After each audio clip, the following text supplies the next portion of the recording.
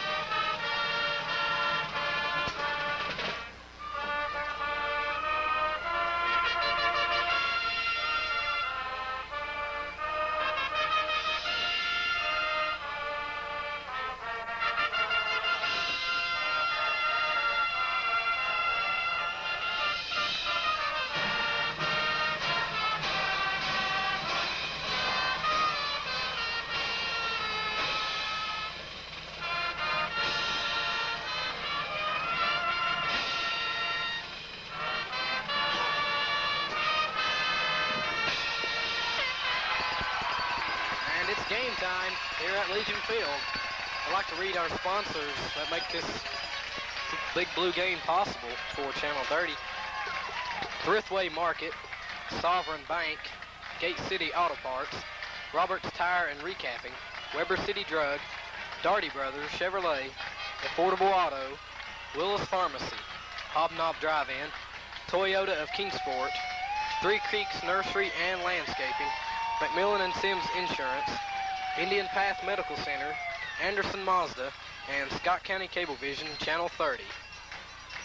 Well, Kevin, we have waited a full year for this, the return of the Bobcats from Radford, and here they are, this time at our place. The crowd, well, it's somewhat less than was expected, I think, but for the most part, the stadium is filled, and about the same size crowd, I guess, we had for Virginia High last week. The Bobcats and the Devils have both been on the field with their pregame warm-ups. The Bobcats come into this contest with a 9-2 mark, after having defeated a 10-0 Lebanon Pioneer team last week. The Devils, on the other hand, they come into here with a perfect 11-0 ledger. These Devils, which started off back in August of last year, they felt something special about this team.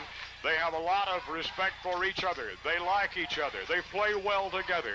As far as their defensive unit, they are something else. Probably one of the better defensive units that has been fielded at Legion Field, not taking anything away from anyone, but they rank up there with the very best of them. On the other hand, the Blue Devils, well, offensively, they come into this ball game tonight having fumbled 23 times in regular season, having turned the ball over by the route of interceptions 7 times. So, in 11 ball games, they have given the football up by fumble or by interception to their opposition. And if it hadn't been there, who's to say what kind of record they would have? But as I said, they're 11-0, and they play good ball. It's going to be a good ball game. We're waiting the rival of both teams out on the field. Radford fans as well as Devil fans have made tunnels for their team. Talking about the Radford team, they are probably a smaller team. Well, without any probability at all, they are a smaller team than is Gate City, man for man, across the line. They have one lad who I think is about 6'2", and weighs about 235, this being their heaviest person in the line. On the other side of that line, you've got Jeremy Conkin at over 300.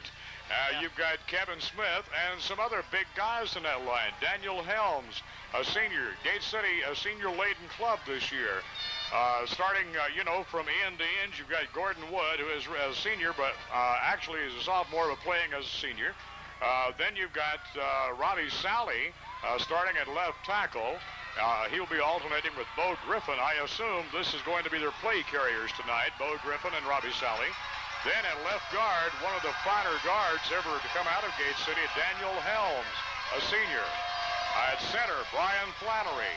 Then at right guard, you've got big Kevin Smith, a junior. Standing on his right side will be big Jeremy Conkin, over 300 pounds. And when those two guys walk out to the right side of the line, the field kind of tilts to one side. Then they've got another senior at the right end, Blue Castle.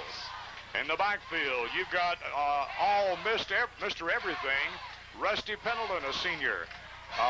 You also have the likes of Travis Sanders, a senior.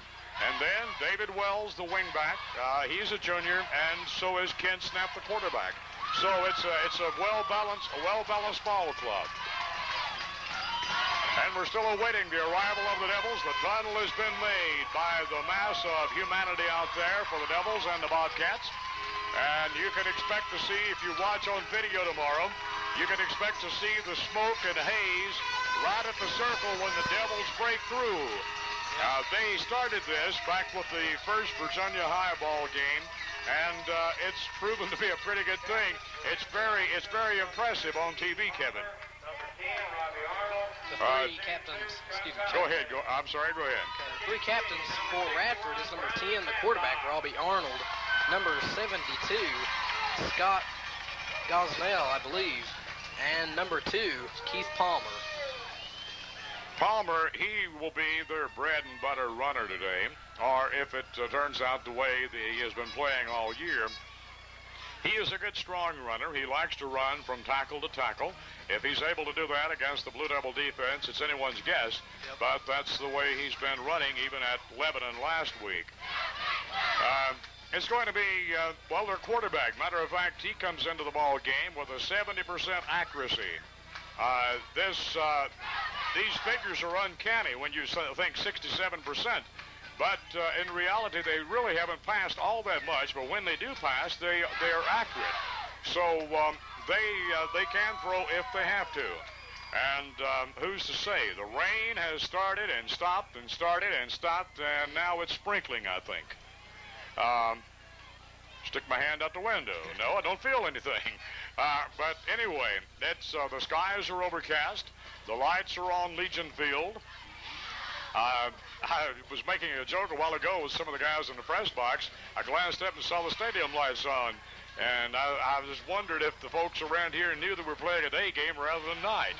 But the lights are on, and Kevin, noticing down at the gate coming in from the high school, folks are still filing in. So it's going to be a big crowd. Another big game being played in the county this afternoon. That's Rye Cove. They will be hosting the Jonesville Bulldogs at Rye Cove in the other end of the county. And that promises to be a very interesting ball game. It's really a shame that they're playing at the same time. Earlier in the year, Sarge Reed, of course, at Rye Cove, he defeated Jonesville 15-14 on a 2-point conversion. And, of course, I'm sure that Sarge is sweating blood right about now. Incidentally, we are without the assistance of Bob Lynch today.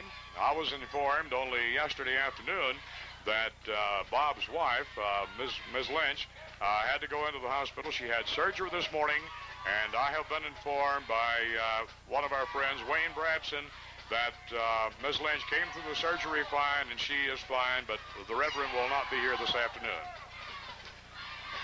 Kevin, we're still awaiting the arrival of these.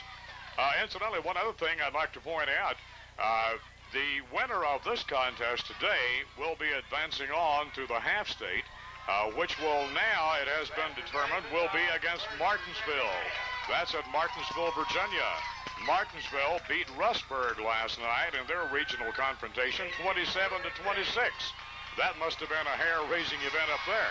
Martinsville scored 20 points in the fourth quarter to win that contest. And Kevin, I was running my mouth. I wasn't even watching the toss. Who got it? Devils will be receiving. Okay. The honorary team captain, number 61, Brian Matlock.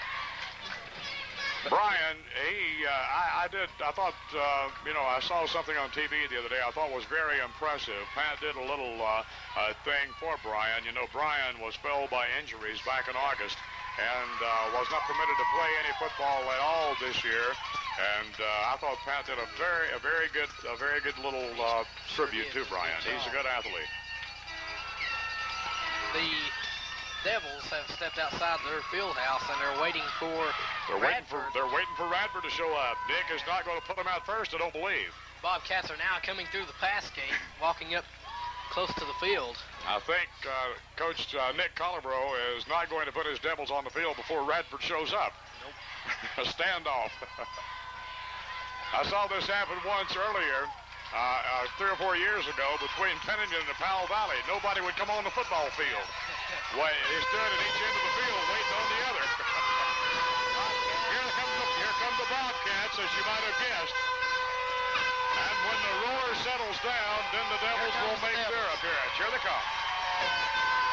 Turning the corner onto the field. And now are going through the run-through, and there's the fire extinguishers. Whoa, look at the haze.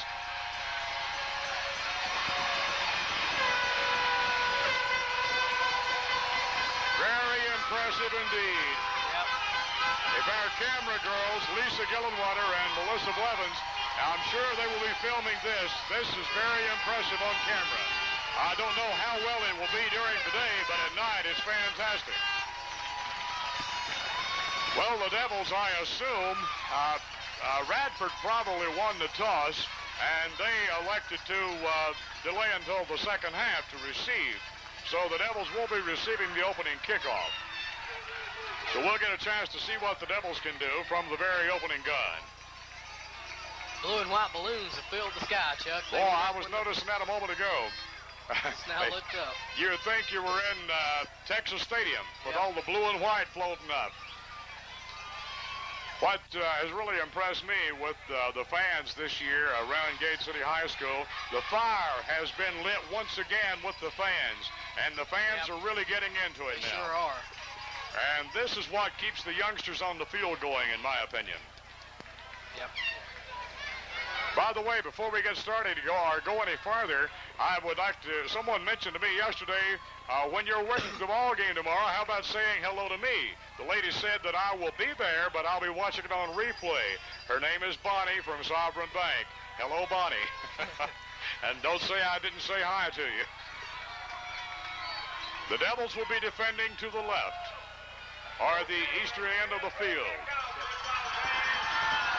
time for the kickoff. And here it is. You heard the PA man say, get up for the kickoff, and a long-awaited confrontation is here. Number 13, Barton Smith, will be kicking for the Bobcats, setting the ball to the left side hash mark instead of in the center of the field. They want to keep it away from Gordon Wood. I don't blame them. The Devils have practiced on this all week from the hash mark kick. They knew to expect this.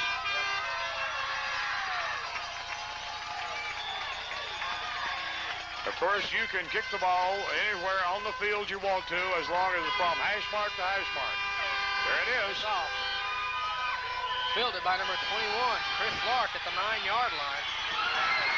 And Lark is stopped at about the 20. Close to the 21. Devils will take over, 1st and 10. I'll tell you, Chris was really lucky to get back there because the Bobcats had good coverage downfield that time, Kevin. They was just waiting for anyone who might have got the football, and Chris ran it right at him, lowered his head, got what he could at about the 21, 1st and 10. Here come the Devils. Personal foul against the Radford on the kickoff. Uh-oh. Well, they'll get to do this again. Yep. This time they'll get to kick it a lot deeper. First play of the ball game, and already a penalty marker been thrown. Well, I don't, you would think, well, I don't know. I thought there was a lot of people that hit late, but I just automatically assumed they would mark it off from there, but they're going to re-kick it. So Radford will be kicking 15 yards deeper.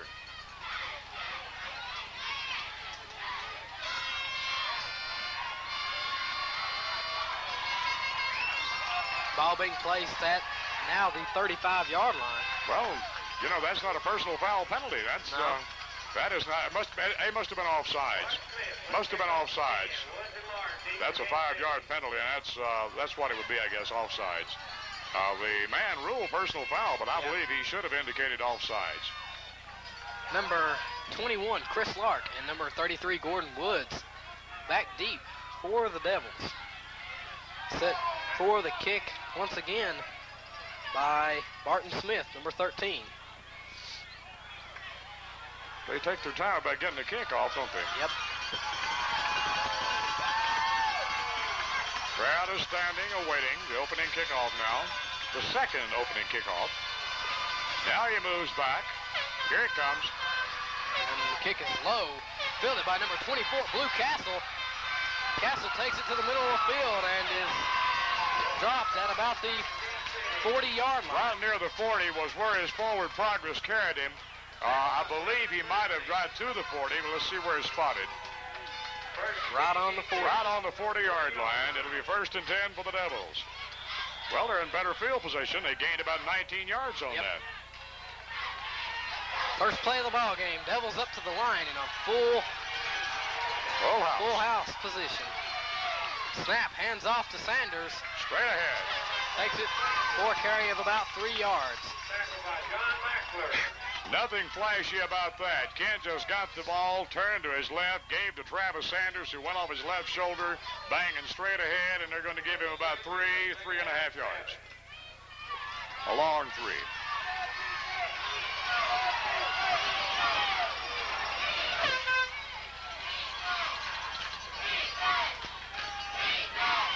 Hand off to David Wells, this time around the left side.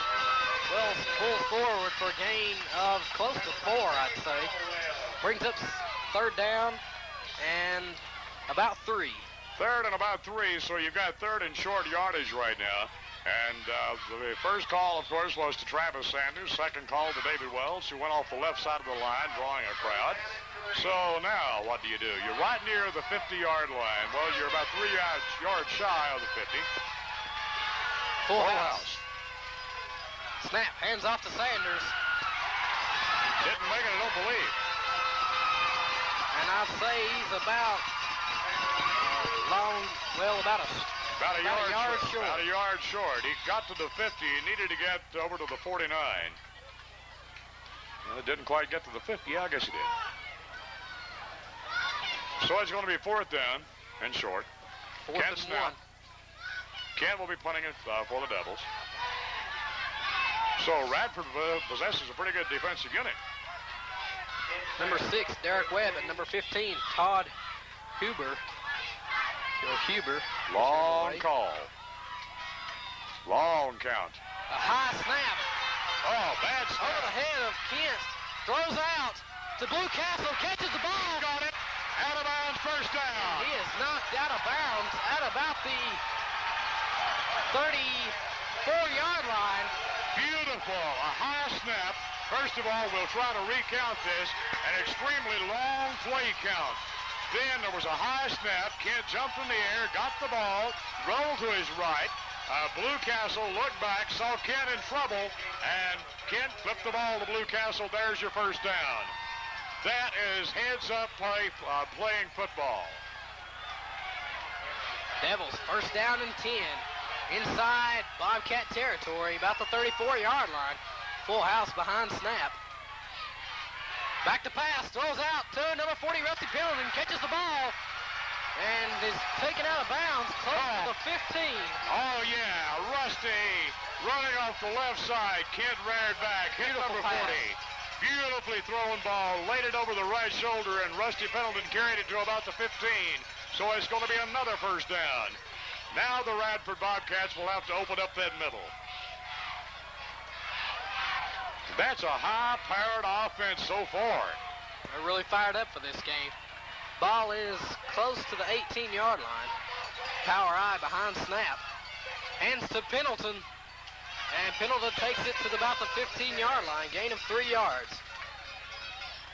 They're running about a 5- and 6-man front, Kevin, defensively, and it's going to be rough. It's going to be rough sledding up there for anyone trying to run in that line. You've got 2 linebackers sticking their head in that line all the time. Rain has started again. Quit till about the first of the ball game. Now it's getting, well, not heavy, but a drizzle. Boy, a beautiful play from Ken Snap. I thought he was in trouble on a high snap, and then he rolled off to his right and tossed it. Planned. I hope not. I don't think it was, but it worked. Snap back to pass.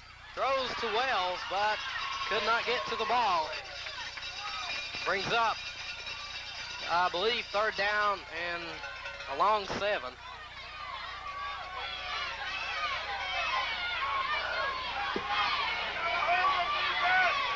A lot of good ball pursuit out there on the part of Radford. Noticing when David was out on that pattern, he had 2 men right with him.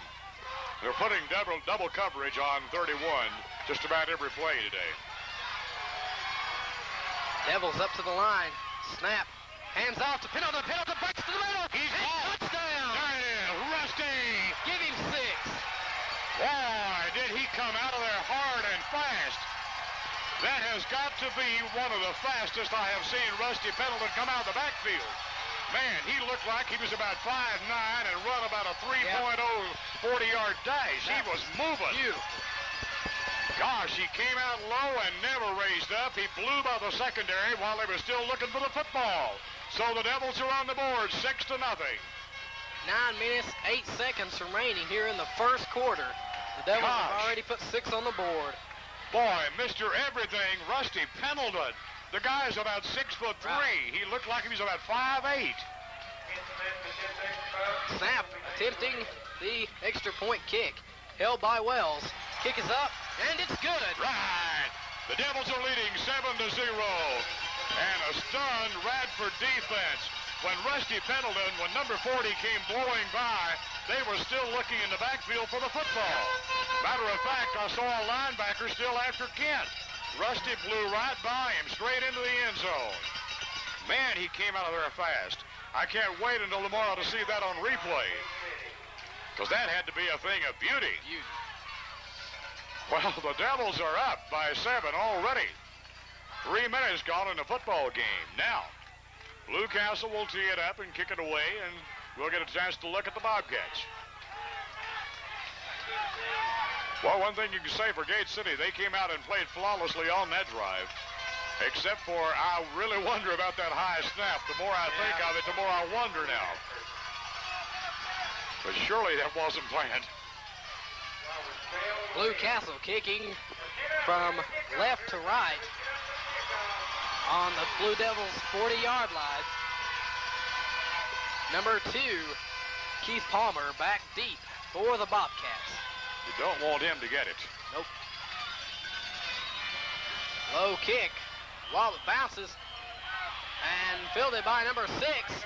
Takes it out to about the 28-yard line where he is nailed by Travis Sanders. Flag thrown on the play. There's a flag down, and flag's getting us on the kickoff. matter of fact, it's down in the Bobcat side of the field, so it would make you wonder. Now there's one back here. Down here too. One down here, so it's probably on Gate City.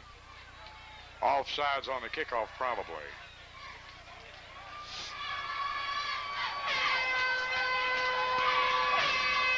Well, the officials are trying to sort this thing out. Personal foul against the Devils on the kickoff. Okay, now this is what he called a while ago. That's what the official called a while ago. Personal foul, but now if he comes back and penalizes 5 yards, then he's got his signals crossed. We've got about 2 teams out there. The Devil kickoff team and the Devil defensive team are both out there. They don't know which one to use. Talking it over. And a penalty was also holding against Radford. Offsetting, I guess. So now what do you do? Going to do it again. Kick it over. Do it again.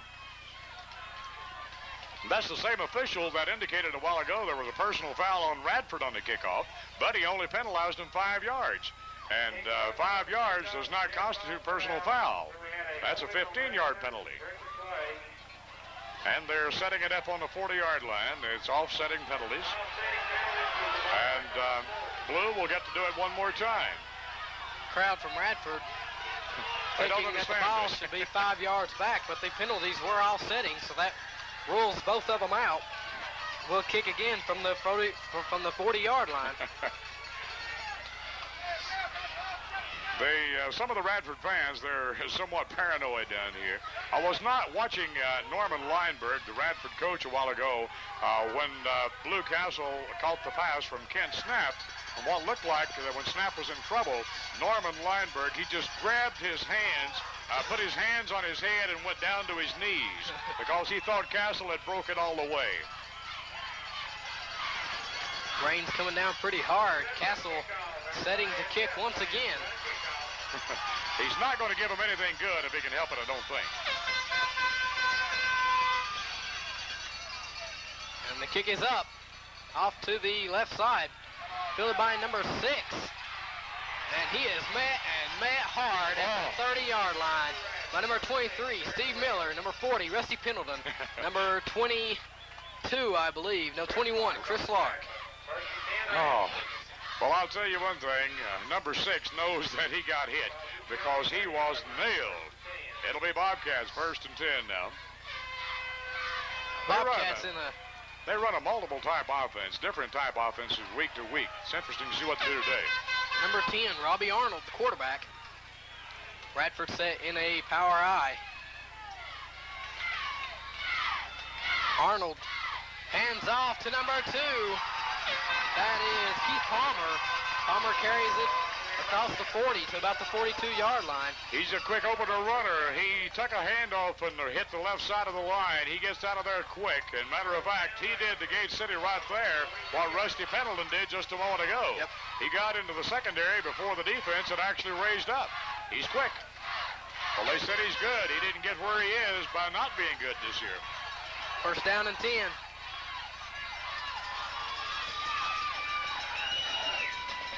Handoff is to Palmer. Outside. He may be gone. Knocked out of bounds by number 33, Gordon Wood, at the 40-yard line. And a penalty flag thrown on the play as Palmer was cutting to the outside. I believe a holding will be called against I think you're going to get a hold on the left defensive end, I believe, Kevin, because that's what sprung Palmer outside, I think. Because Palmer, he started to go between tackle and end, and then all of a sudden it's wide open. The offensive end was holding Gate City's end, and that kicked Palmer outside for the big gainer. But to no avail, the official was right on top of it and did take it back. When you see a runner get outside that easily, as a rule, there is a hold. Because defensive plays are just not designed to be that easy. Radford fans very unhappy about that. The Palmer lad is swift of foot, though. He can run. First and 20 now. Power I behind Arnold. Hands off to Palmer. And he is tripped up by number 70, Kevin Smith. And is stopped across the 35 to about the 37-yard line. Basically the same play, this time as Palmer on the left side again. And that kind of surprises me because I didn't figure they'd go right back to him that quick. Of course, maybe this is the coaching staff strategy from Radford. Come right back with him. Second down and about 15. He gained about 5 that time. They're still in the power I. They've not deviated very much. Arnold hands off to Palmer once again, and he is stopped behind him. Stuck hard by number 62, Robbie Sally. Robbie Sally, man, he laid it to Palmer that time right hard. Ooh. He came off that defensive line, and he really nailed him. Loss of about 2 yards. Brings up third down and about 17 or 18. Close enough. Long third and a mile and a half. And the rain is really starting to pour here at Legion Field. Getting that field muddy. You can tell by the players' jerseys. We wouldn't have it any other way. We've played in mud all year. Arnold with a long count. Back to pass. And he's in the crowd. Ball's tipped up and almost picked off. I saw number 10, Robbie Arnold, was back, the quarterback, back to pass. Number 38, Travis Sanders, come in there like a steam engine. And right when he got the ball off, Sanders put him on the ground. He leveled him. And I thought for a moment that Gate City had intercepted the football, but they knocked it down, so it'll be fourth down and a bunch. Boy, you can say one thing. So far, these Devils came to play defense today. Number 31, David Wells, back deep for Gate City at about the 35-yard line. And number 30, Andrew White, punting it off for Radford. Wells calls for a fair catch at the 35, about close to the 36-yard line. Right at the 36, Devils will take over first and 10. The Devils are leading 7-0. We're in the first period. And the Devils, matter of fact, they scored on their very first possession. Radford has had the ball on one possession. They failed to score. And now the Devils try it again. 7-0. The winner of this game will be traveling to Martinsville, Virginia next week. Snap in a power I. Hands to Sanders. Sanders has stood up after a gain of about 1 or 2. About 1. I'll tell you, they saw the big man coming. Yep, they're keying on Sanders this They're game. keying on number 38. Because Sanders didn't get any breathing room at all. He tried the right side of the line and didn't get anything. Maybe 1.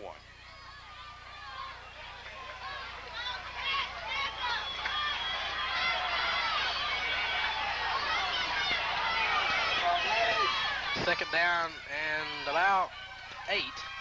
Hands to Rusty Pendleton. Pendleton across the 40 to about the 41. Gain of about 3 yards, 3 or 4.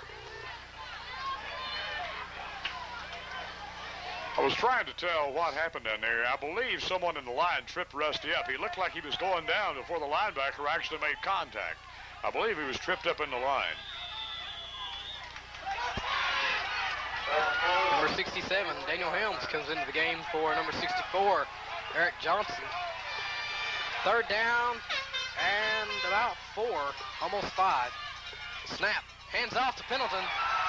Pendleton is met at the line, but pulls forward for gain of about 1. Rusty is short of the first down. That brings up 4th and about 3. So they needed to get to about the, 41, I guess. No, 47, 46, I'm sorry. Yeah. About the 46 or 7. Snap, back to punt for the Devils. This Hits time it up high. And a fair catch is called. And ball is marked at the 20, close to the 26-yard line. First down and 10 for the Bobcats. 4 minutes, 44 seconds remaining here in the first period of action. Devils on top, 7-0. Well, the ball game last year between the Bobcats and Devils was termed the Arctic Bowl. This time it could very well be termed the Mud Bowl. Yep. Boy, the center of that field up there is in bad shape. This is the last game on Legion Field this year, incidentally, no matter what. There's been more points scored in the first quarter than there was all game last year, Chuck. Really? For both teams. That's right. Arnold back to pass. Hands off to Palmer. He takes it to the side. And then stopped by number 44, Johnny Ghost, number 24, Blue Castle, and number 33, Gordon Woods. Picking up the first down across the 40 to about the 43. That young man is really Good quick run. when he steps in that secondary. He's got some real quick moves to the outside. We'll have to make some adjustments for that at halftime. I was noticing the way the Bobcats are in their huddle. They've got their backs turned to the defensive team.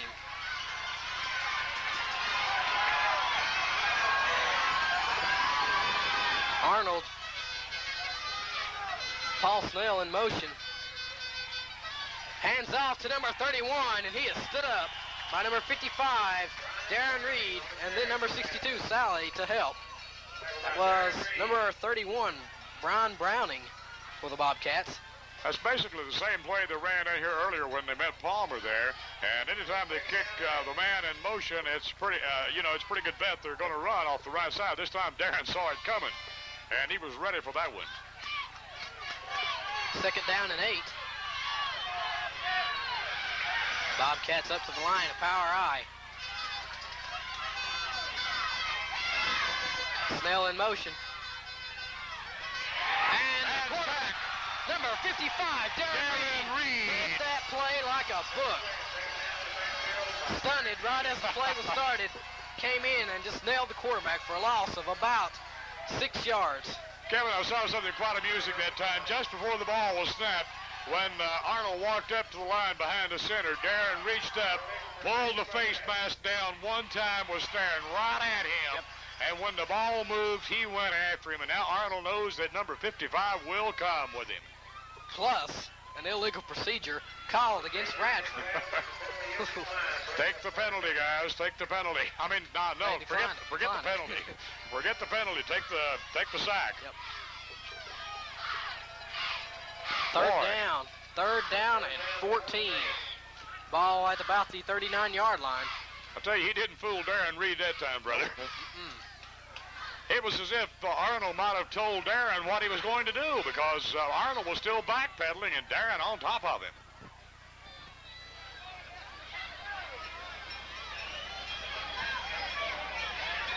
Referee's gone over to the side to talk to coach. They're going to talk to the coaches about this. I don't know what would be so confusing about that. You either take the play or the penalty, whichever you want. Procedure is 5 yards. What did they lose on the sack? They lost about 6. About 6, so I'd take the sack anytime. There can be no air horns blown in the stadium. They're interfering with the officiating. Please, no air horns blown in the stadium. No air horns in the stands. That's what they're talking to the coaches about. There it is. Somebody will get ejected from this ball game. Yep. Because the officials on the field have asked that no air horns be used. What happened? They blew one as soon as the announcer made the announcement. There it is.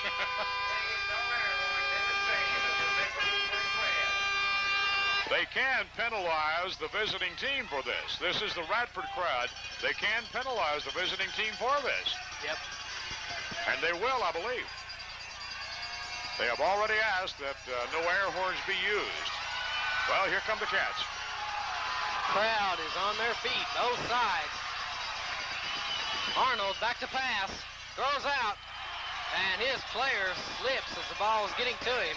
Incomplete pass brings up 4th down and 14. Well, we'll get a chance to see now if the Devils can make anything happen on their third possession. Their second possession, that just didn't work. So I've got a feeling that Kent is probably going to have to start going to the air a little more, because the running game, they've got it pretty much covered. Gordon Wood and David Wells back deep at the 30-yard line for the Devils. Number 30, Andrew White, punting it away. High punt, fair catch called by Wells at the 32-yard line. Devils take over, first down and 10. 2 minutes, 52 seconds remaining here in the first quarter. Devils leading 7-0. This has been a long first quarter, It Kevin. has. Penalties. Penalties, right. Well, the Devils will start off 1 yard better than they did the last time. They were on a 31 last time, 32 this time.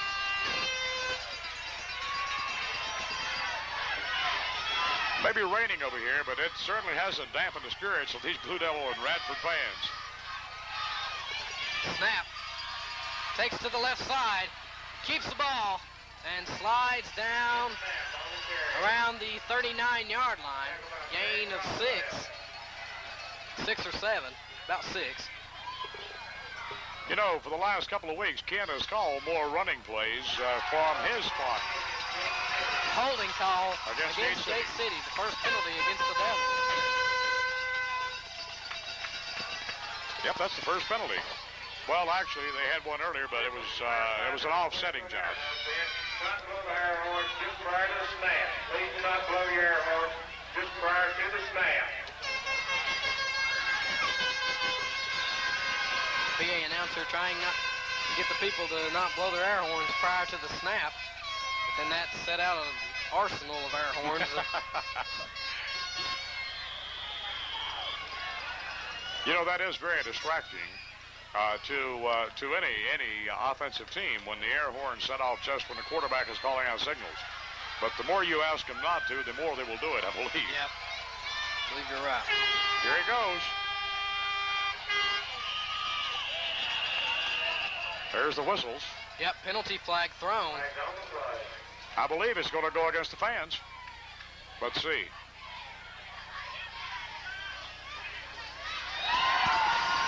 Yes, sir, against the Radford fans. No, they've got an illegal procedure, Chuck, against Gate City. Okay. Play hadn't even started yet, and they'd called it. But the air horn went off just before, while Kent was there calling signals. It looked like he was going to throw a flag on the fans. He turned around, was staring at the fans, and I thought he was going to nail them.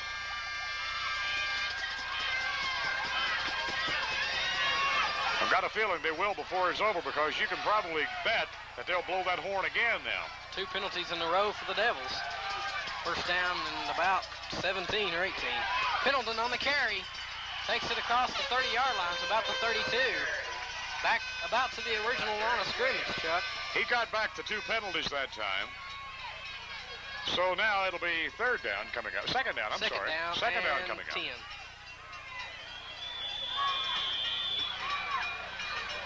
Second down and about 10 and a half, close to 11 yards. Clock under 2 minutes at 1:34:33 left in the quarter. First quarter. Hand off to Pendleton. He takes it to the 35-yard line. The going gets tough out there now. It's slowly becoming the Mud Bowl out there, Chuck. Rain still, it's got down to a drizzle now. The center of the field at Legion Field, of course, everyone knows there's not but about 3 blades of grass out there, I guess, and it is always muddy.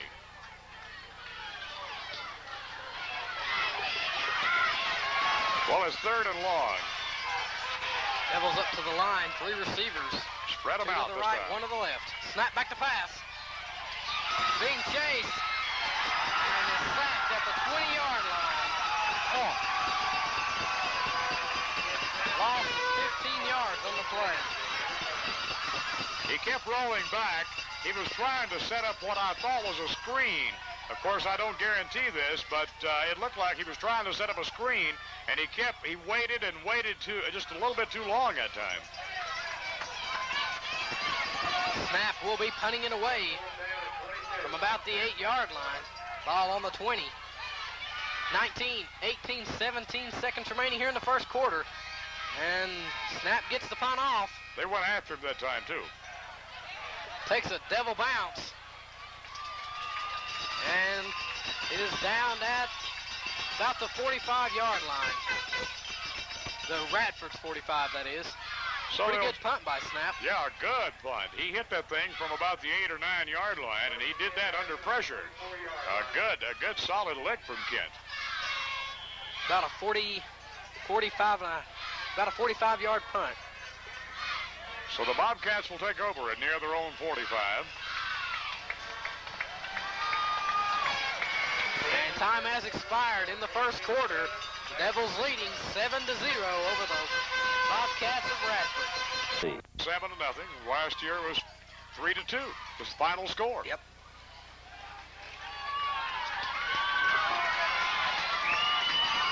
Ball located at just shy of the 45-yard line of Radford. They're bringing in balls as dry as can be on every play now.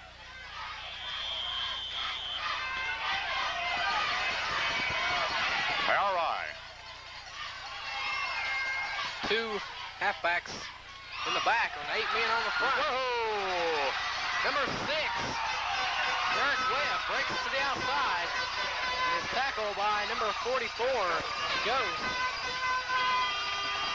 This time, Gibbon, he came off. He went between his right tackle and right end, who had split out about 2 steps, and someone had a hold of his foot at the line, but he shook it loose and was able to maintain his balance for a good gainer. That young man is a strong runner. Ball marked at about the 33, close to the 34-yard line. Devil territory. Power eye offense for the Cats. 8 men on the line.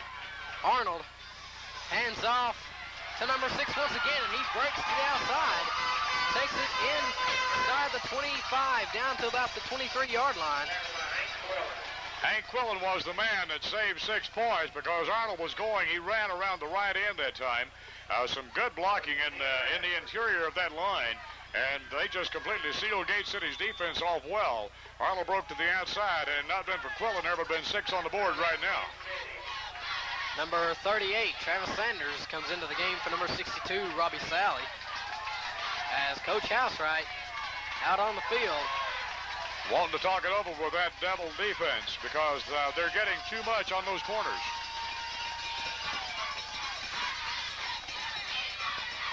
They haven't been able to run in Gate City's line at all, but on the outside, they're running that right corner ragged.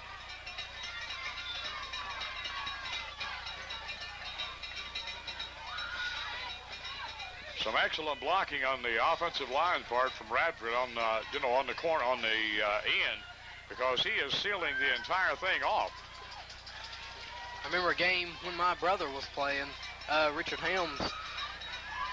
I think it was against Abingdon, and we were playing at home. There was about, I'd say, a foot of mud in the middle of the field, and when the game was over, the Devils had won and just took a slide. Half of them took a slide down the middle of the field and just got up, caked in mud. And I have a feeling that's what's going to happen today. Arnold hands off to number 2, Keith Palmer. Palmer is stopped at the 20-yard line by about half the Devil defensive line. They're mixing their plays up real well. They've been running to the right more than anywhere else. And this time they went back to the left on a little misdirection with Palmer, and he took it down to near the 20-yard line. Red Cavalier NGL 475. Second down for the Cats.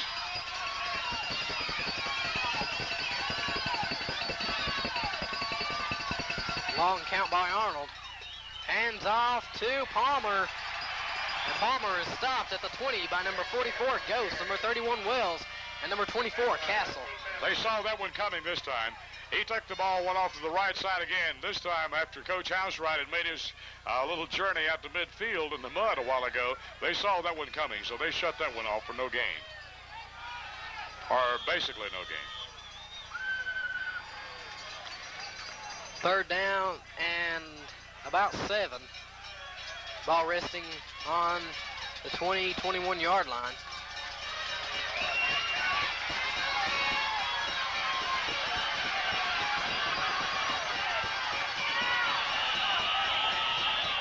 Whistle's blown. Illegal procedure against Radford. Now, catch your breath, because I thought it was going to go against Gate City. that was just major havoc. I'd say 10 out of 11 players of Radford jumped that time. Really? I don't think any two players heard the same signal in the huddle that time. Illegal procedure, 5-yard penalty. We've got 3rd down and 12. 3rd down and 12 for the Bobcats. Ball about the 26-yard line. 9 minutes, 44 seconds remaining here in the second quarter. Devils on top, 7-0. When Arnold went up there, he walked in behind the center and he started to set him down. And he called about one signal. All of a sudden, it looked like a Chinese fire drill. Everybody was going in every direction. Pitch to, number 6, Webb. Webb goes back and just has nowhere to go. Boy, was he covered up that time. Great pass protection on the Devils. It was a pitch to number 6, Derek Webb. Supposed to be a halfback pass. And he was just nailed for a loss of about 6 or 7 yards. About 7 yards looked like. By number 75, Ty Taylor was. Ty got in there, boy. He saw that one coming. You know, we got burned up at Abingdon a couple of times with those halfback passes, and Ty saw that one coming. As soon as it flipped it back to Webb, Ty was coming off that line. Boy, he was all over him.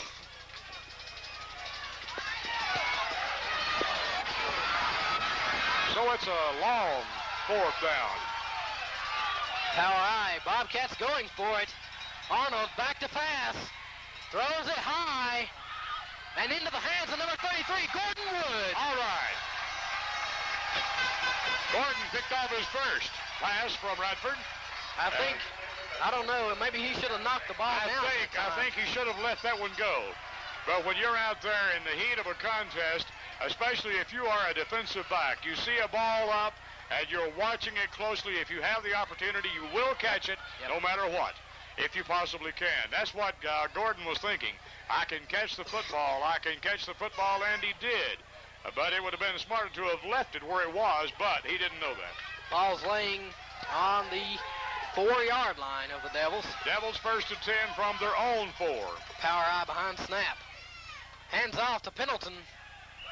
Pendleton takes it forward, gain of about 1. If Gordon had simply knocked that pass down, the Devils would have been in pretty good shape. They would have had their back away from the wall where they could operate. But, of course, as I said, if you're a defensive back, you're out there trying to just get that ball back. And, about anyone would have done the same thing that Gordon did.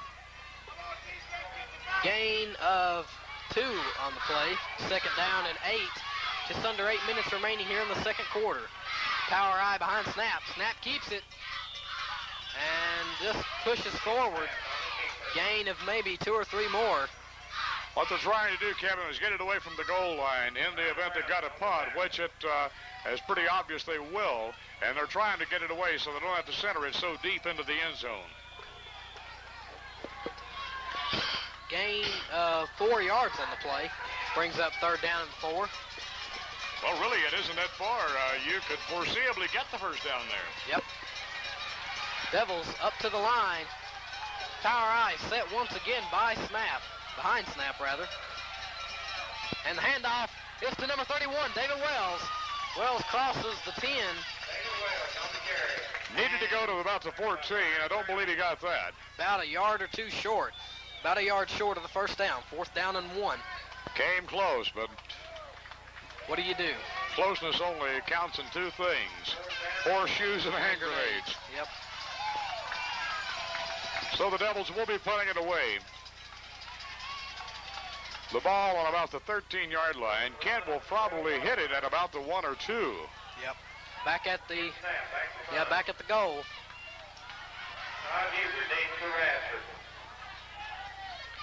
15, Huber, deep for Radford. The punt is up, and a good punt. Good booming punt from Snap. Takes a great Devil bounce. Oh, boy, did he bring it out of that hole. I'd reckon. Ball marked at about the 37-yard line off Radford.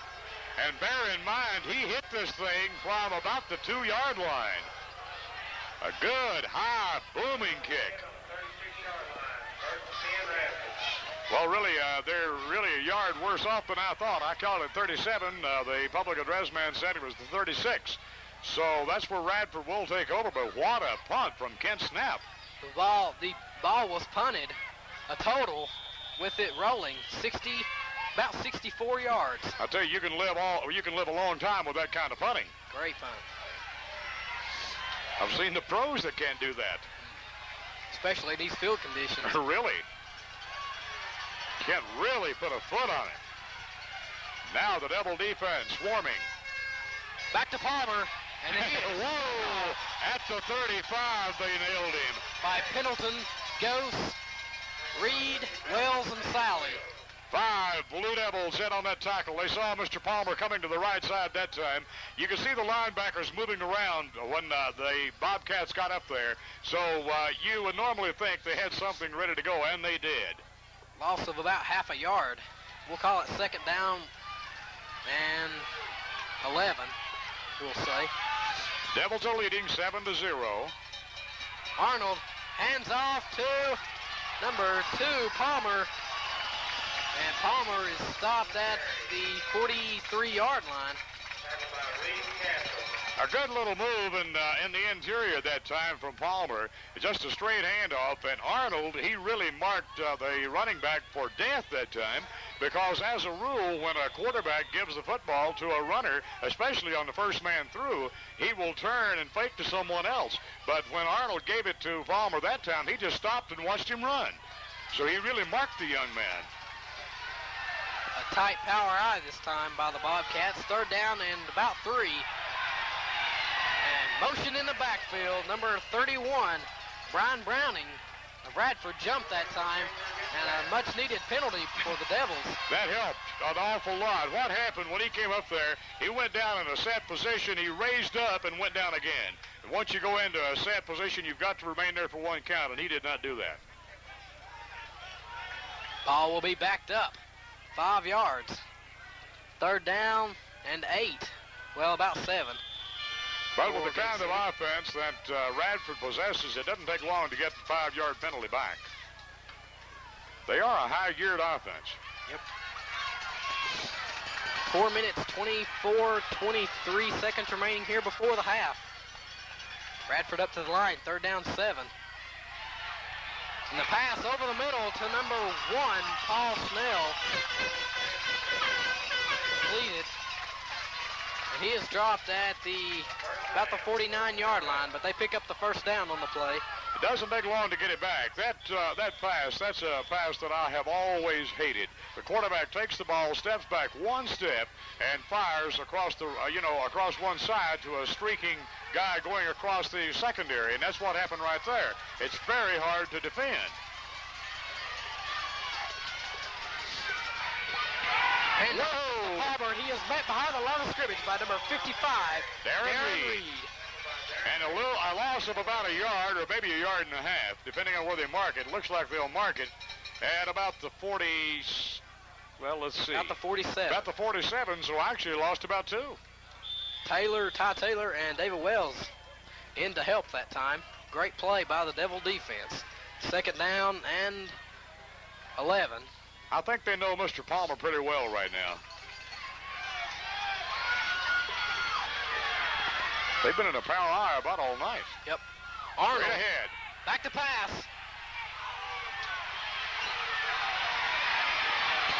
And he keeps the ball. Stopped at around the 47. The other 47, gain of about 6 yards. That was a slow play. Quarterback rolled out to the side. Slow materializing, and something that really caught me off guard. One of Palmer's players, I couldn't tell which one it was on the far side of the field, and Palmer turned to left corner going down the sideline, and he met one of his players going in the other direction. I don't know where the young man was going, but he was going in the wrong direction. And after Palmer went down, the young man stopped and turned around and walked back. So I don't know where he had in mind going that time. Bobcats in a power eye. Receivers set to the right and the left. Third down and about 7. Arnold back to pass. Throws out and is tipped up by number 31, David Wells. And Wells, great play. He tipped it up and then hit the ground, but number 14, Kerry Caldwell, the intended receiver, he just about got to the ball. Wells tipped it up about 4 feet in the air. You know, that happened last week, Kevin. Someone last week, and I can't recall who it was, maybe Gordon, had tipped one, and then, you know, it should have gone, no, I believe it was Ghost last week, had tipped one, it should have gone into the stands, and that's where David intended to send that one, but it didn't go. It was straight up, and the receiver almost got to it. That was great effort by Wells that time. Pass was high. Great effort. Punting time.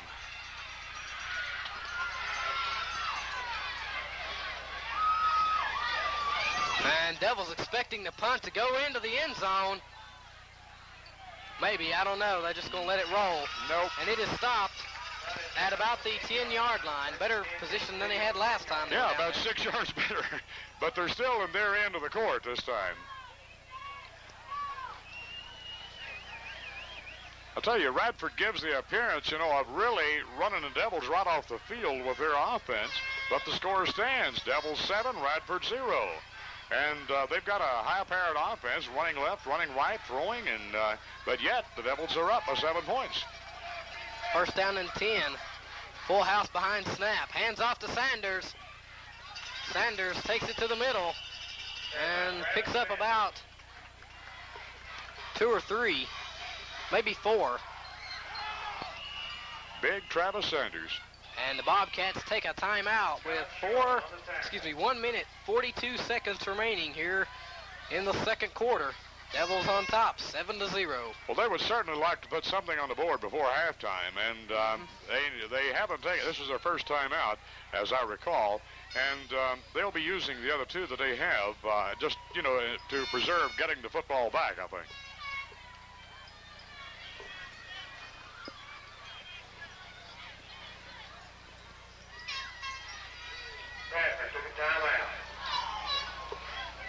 Well, now the fog and haze moves in. When the action resumes, the Devils, it will be their ball. 2nd down and 5. Gain of about 5 for Big Sanders. Ball resting on about the 14, 15-yard line, close to the 15. Devils up to the line.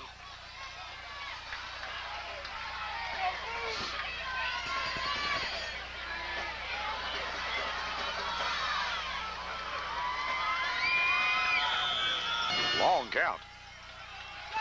Referee were making sure position. Full house. Hand off to Sanders. Sanders breaks to the middle.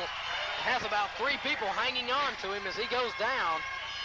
Radford takes a quick timeout with 1 minute, 37 seconds remaining. Just 5 seconds ticked away on the clock. It didn't take Travis long to break through that line that time. Good gainer. Sanders picked up about 10 yards on the play. That's where you're a big fullback going in the middle, especially when it's muddy. That makes a difference. He may not be the fastest man out there. He doesn't have to be the fastest man there. As long as he can keep his legs under him, he's all right.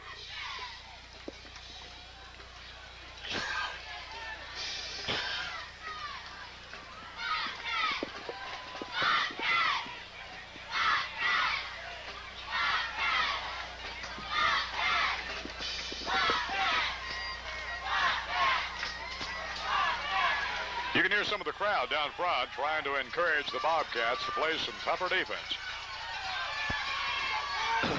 Full house. Set behind snap. And the handoff is to... No, snap keeps it, takes it to the right side, and slides close to the first down. I think a flag thrown on the play.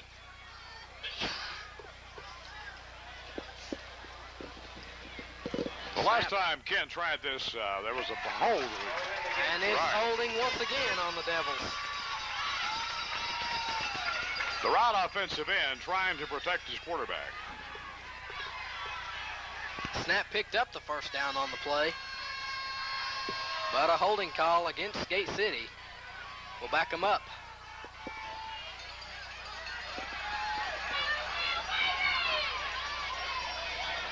Five yards.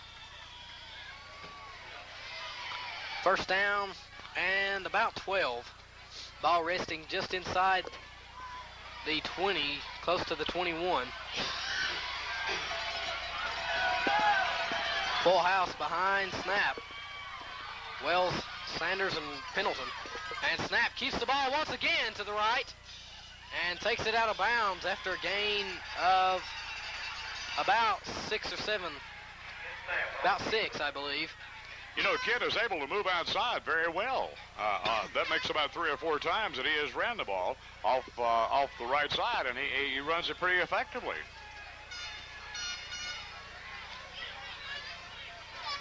Brings up second down and 7. Ball at about on the 26-yard line. Full house behind snap. Hands to Sanders, and Sanders has stood up after a gain of about 2. Everybody in the world was coming in that time. They saw 38 get the football. Even the safeties was coming down. Boy, they jammed that middle that time. Radford is a good defensive ball unit. Coach Norman Lineberg goes out. He's wanting to talk to that defensive unit. That may be Radford's final timeout. There is 18 seconds left on the clock before halftime. Well, it's totally academic now anyway, because with only 18 seconds left in the first half. In the event you joined us late, the Devils are leading 7-0. A hard-fought first half. Yep. Of course, no one expected this would be easy. It all depends on the kind of adjustments and readjustments happen at halftime. The Devil defense have really, they've shown today, Radford punting again and again. Well, they have been shining all year, Kevin. Yep. You know, in a lot of games, that's how the Devils survived this year, was on the defensive play. And it's, well, as Coach Nick Colibro said to some publication at one time during the season, offense sells tickets, defense wins championships. And today, the power is resting on the shoulders of the defensive unit. Snap takes the ball back and falls on it. And 5. That's it. 4. That's the end of the second quarter. 2-1-0. Devils leading in this contest 7-0 over the Bobcats of Radford. Well, somewhat of an interesting first half. The Bobcats, as we have talked earlier, they've got a very wide open type attack, and they give you the appearance that, you know, they're running all over you. In reality, they're down by 7 points on a beautiful run from Rusty Pendleton. And I, for one, cannot wait to see that back on replay, because that was a thing of beauty from about the 15-yard line. And it was all set up, if I could recount that just briefly, what looked to be a bad snap to Kent snap on a fourth down situation. Time a quarterback went in to call the signals, the air horns went off. And I thought they was going to flag some of the Radford fans, because they had warned the fans not to utilize those air horns just prior to the snap. And on the very next play, when the quarterback went to call signals, they blew the air horn. And I really thought the officials were going to penalize the Radford crowd, but they did not. But they are very distracting. And the lights are still burning at Legion Field.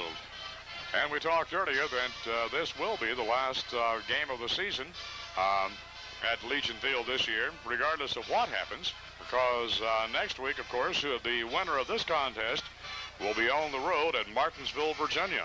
Yep. And, of course, you'll hear it on Channel 30.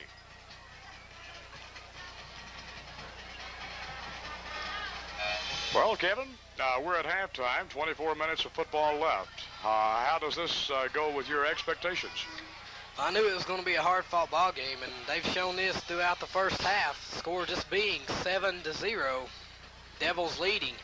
This is going to be a contest that's not easily going to be won by either team in the second half. It would be interesting to know what the stat sheet looks like at halftime. Yeah. Radford, I believe, has probably outgained Gate City as far as the yardage is concerned. Gate City hasn't really been able to muster that much of a drive of any kind since that first drive they took down and got the 7 points. And I would just about guess that Radford probably has outdone the Devils yardage-wise, because they, well, Radford has played some darn good defense. Noticing the rain hasn't bothered a lot of the fans. They're still out there. Wet as they can be, but they're still out there.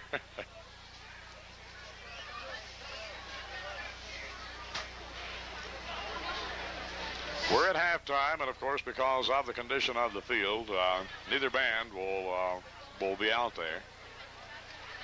I see the Devil Band are coming out of the stands. I guess maybe they are. I wonder if they're going to come out onto the field I or don't not. know. They're getting an awful late start if they do. Because normally, you know, they're lined up to go on the field when halftime when the second quarter ends. But they are filing out of the stands now. It'll be interesting to see if they do go on the field. This is probably a non-planned thing. Boy, did it ever get quiet out here all of a sudden. Sure did. You know, probably the quietest place in the world is a football field at halftime when nothing went in the rain.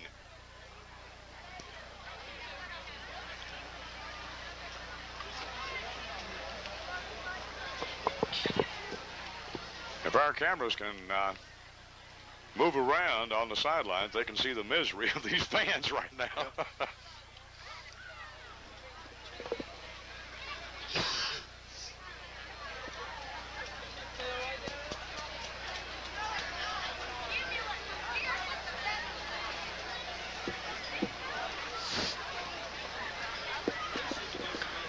I'll tell you what, Kevin, you go ahead and keep them informed of what the band is going to do, and I'm going to try to talk to the man who's keeping the stat sheet over here and see if we can find out anything on the statistics for halftime. Okay.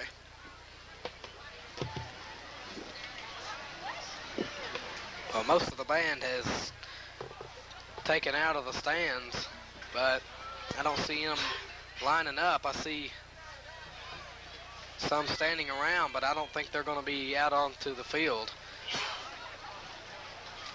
I see them now across the other side going, I believe, back to the band room. I'm not sure.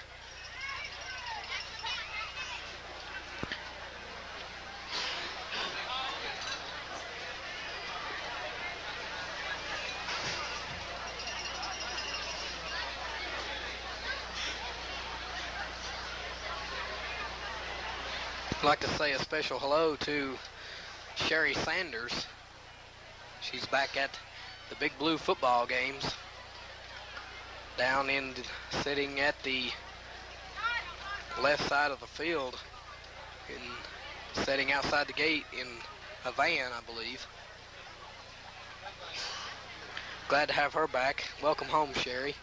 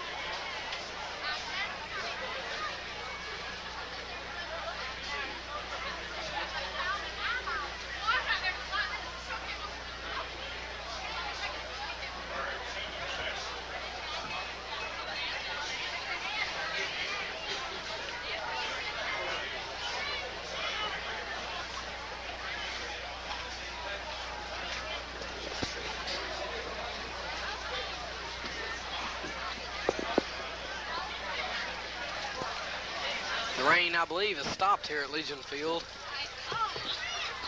for the time being, anyway.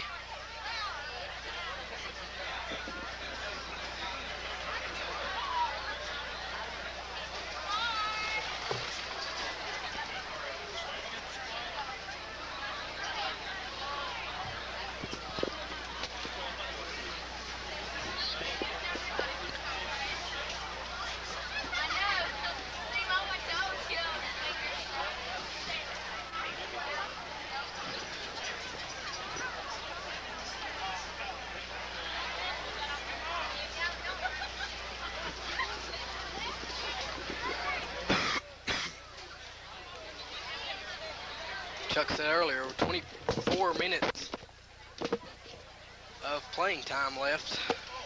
2 quarters. Devils leading 7-0. It's halftime here at Legion Field.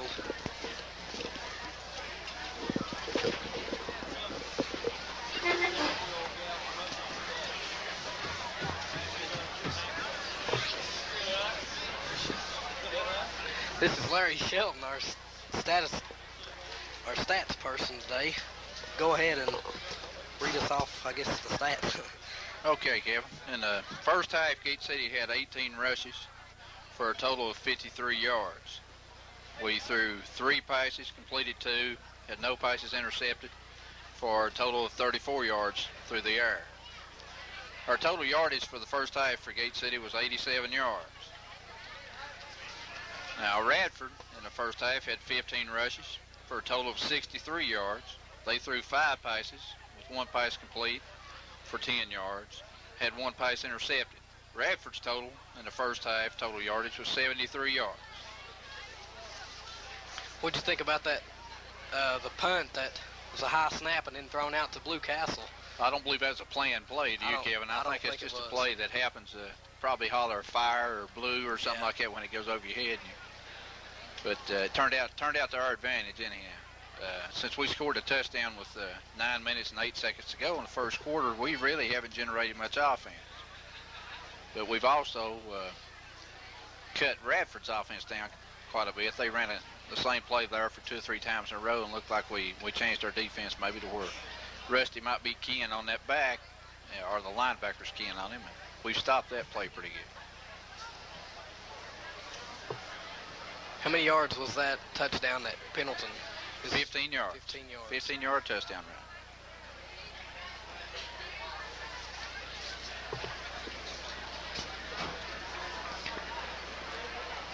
I thought the band would be playing at halftime, but I believe they've gone back to the band room. I saw them, a couple of them going out across the road.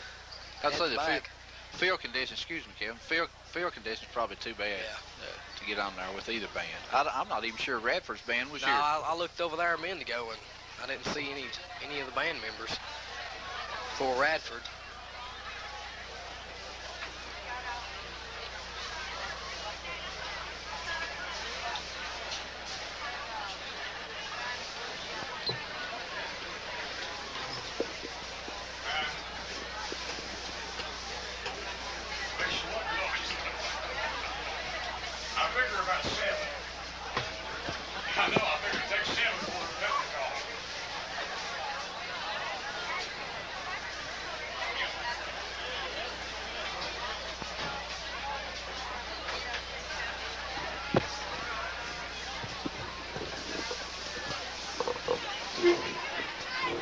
Well, we're at halftime, and of course we have the gentleman right here, Mr. Larry Shelton, who is our expert statistician. They told me you've got to learn to talk before you try, but anyway, Larry, how does it look at halftime? I know you talked with Kevin here a minute ago. Well, it's been pretty even, Chuck, total yardage-wise. We have 87 yards total yardage, and Radford has 73. Other than our one big play for the touchdown, our 15-yard penalty, it's kind of been a stalemate. Right. I didn't really expect a halftime score of 7-0. I expected a little more than that. I did too. I didn't know which way it'd go, but I expected more than that. I think probably the conditions, the weather conditions. Both teams are very good, or they wouldn't be at this stage of the game. But that's right. It's been seemed like we broke one big play and went for the touchdown. They've broken a couple big plays, but we've shut them down at the end. Always managed to come back. I noticed this Palmer youngster. He is very effective at running off the right side, and he in the first quarter, he was very successful. Then Coach Housewright came out and talked with the Devils, and all of a sudden they started shutting it down on the right side. So then he goes back to the left. So it's going to be a guessing game, looks like, for the last 24 minutes. Which way is Palmer going to go? Yes, I believe you're right, Chuck. It looked like that they made an adjustment in our defense to key our linebackers probably more to him than just playing straight up football. Well, Larry, you have not had an opportunity to see Radford this year, have you? No, I haven't, Chuck. I have been very impressed with Radford over the years. You know, we talked in pregame. Radford has always been hard for Gate City to play. Before today's contest, they had gotten together 4 times earlier, and they had split a pair, each winning 2. And of course, last year, that Arctic Bowl up at Radford with a 3-2 score, and Radford has always played Gate City very tough. They sure have. I've seen all 4 games, I believe, that they have played Gate City. And the best I can remember, I'm not so sure if we've ever had real good weather for either one of the 4. Well, I know the first time that Gate City and Radford played, I happened to be working that ball game. And the field, of course, it had rained that afternoon. But at kickoff time, you know, the temperature was about 25 degrees or so. And, man, it was very cold up there. Then last year, they said the temperature was about 20 at kickoff time with snow. Yeah, the wind chill factor was probably about -20 here. But really? And, well, today, you know, the conditions, other than the rain, the temperature is great. I like a daytime game as far as the, you know, the temperature this late in the season. But, of course, with the rain earlier today, it made Legion Field, once again, a mud hole right in the center. So that will definitely slow any high stepping backs down on the outside, I think. I believe you're right, Chuck. And, Larry, you, of course, have watched a lot of Blue Devil football. If you were coaching right now, talking to the Devils, what would you say to do in the second half? Well, I think probably what Coach Colorado is telling them is they may have to tighten their belts a little bit on defense, play a little bit more aggressively, but to probably still do about the same job they've been doing defensively. They've done a good job shutting Radford down. Radford had the one long gainer with for about 22 yards rushing there, but we've also thrown them for about five different times for minus yardage. So. The Devils, of course, all year long they've been a perennial power defensively in this end of the state, and of course that has shown in the first half. But I have noticed, working all the games this year, I have noticed the Devils play their better defense in the second half than they do the first. They're really more aggressive, I think. I think so too. I think probably the halftime speech at Coach Colabro and Coach Housewright and the other coaches have given them over the regular season, because we've been behind probably quite a few times at halftime, and I think that's helped fire us up. Now, here we are ahead. I hope that they can continue to do the same thing. Well, one thing about it, when you look at Radford and you look at the scoreboard, which only gives you a 7-point advantage, that is really nothing for this Bobcat offense, because they can put 7 on the board in a heartbeat. Yes. They're very explosive. Looks like a good passing quarterback, and definitely one good running back in Palmer. Palmer, he is tough. He is without a doubt the toughest I have seen this year.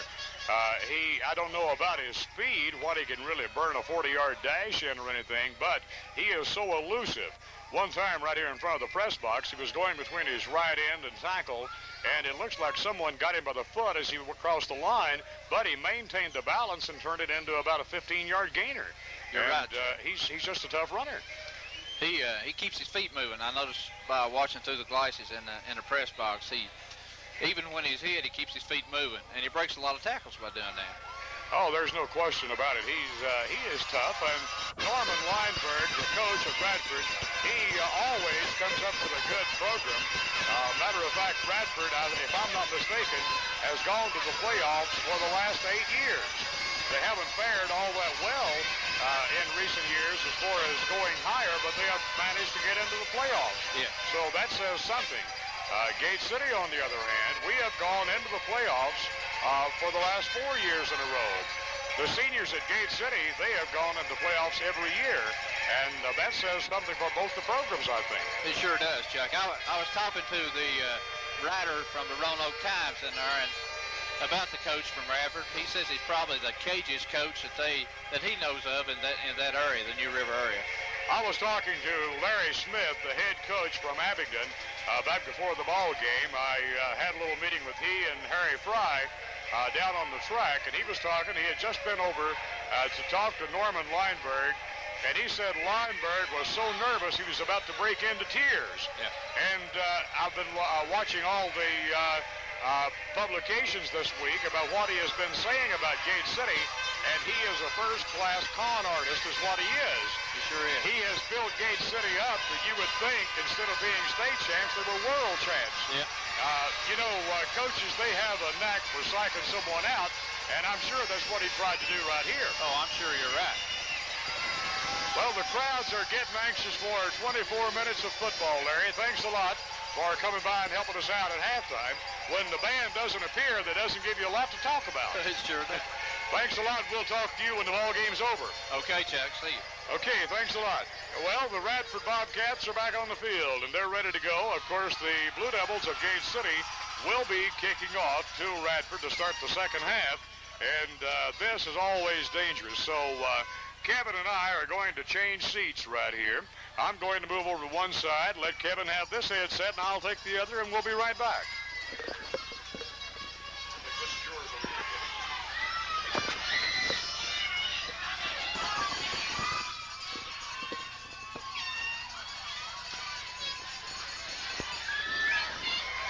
We're back and ready to start the second half of the ball game. The Devils have taken to the field. Blue Castle will be kicking from the 40.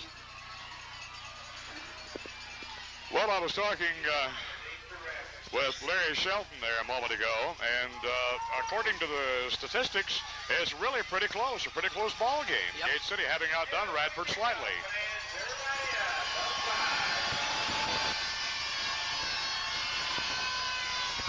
Castle's kick, low, fielded at the 25. He is met hard by number 77. That is Jeff Parkey on the tackle.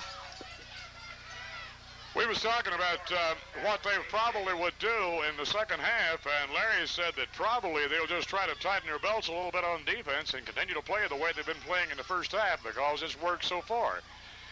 But Norman Lineberg, he's a very cagey coach. Yep.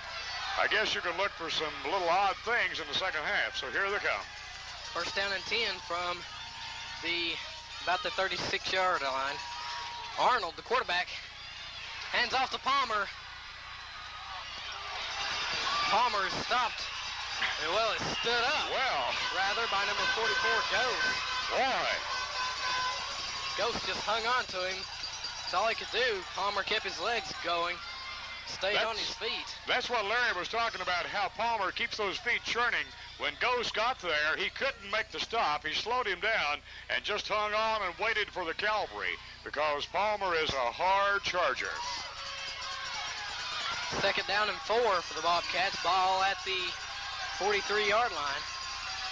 Their own 43. Power I, 3 receivers, 2 to the left. Now one goes in motion to the right, the left side. In the line.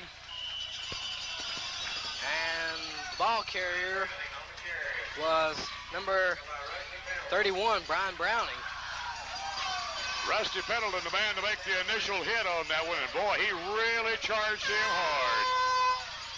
Browning picks up the first down for the Bobcats, just across the 45 to the 46-yard line. Their own 46, that is. Boy, it is muddy in center field right now. Yep. Power I. Receiver set out to the right. Hand off to Palmer. He is met by Castle, Sanders, Taylor, and Reed. A lot of folks out there. Takes it across the 50 to about the 40, close to the 48-yard line. I think what Lineberg's strategy is, run it right down their throat, because that's what he appears to be doing right now.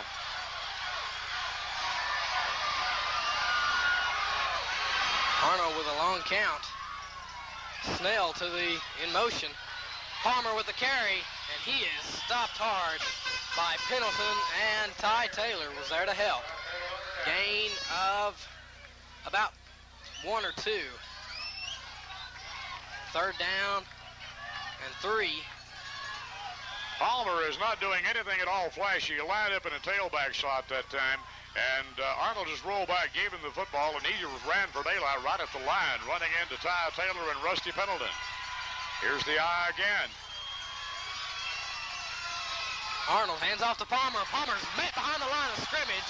Nailed hard. by number 55, Darren Reed. Great play by Reed. Number 24, Castle, was also there to help. Go ahead, Chuck. Darren Reed probably thought, hey, enough is enough. Yep. And he came barreling out of that linebacker spot on the right side, and he nailed Palmer a yard or so behind the line, and he really hit him hard. That Palmer got that. He is really taking a pounding out there. 4th down and 3. Gordon Wood and David Wells back deep for Gate City. Number 30. We'll see if he punts it. Andrew White punted. Yeah, he did. That surprised me. High punt. Wells lets it roll, and it goes into the end zone. Well, that's good, because I thought for a moment it was going to die. Yep. It took a wounded duck type bounce down there when it hit the ground, and I thought it was going to die at about the 1 or 2 yard line. But it did manage to get into the end zone, so the Devils will take over 1st and 10 from their own 20. Well, they managed to stop that drive, thanks to Darren Reed. Yep. Great play by Reed.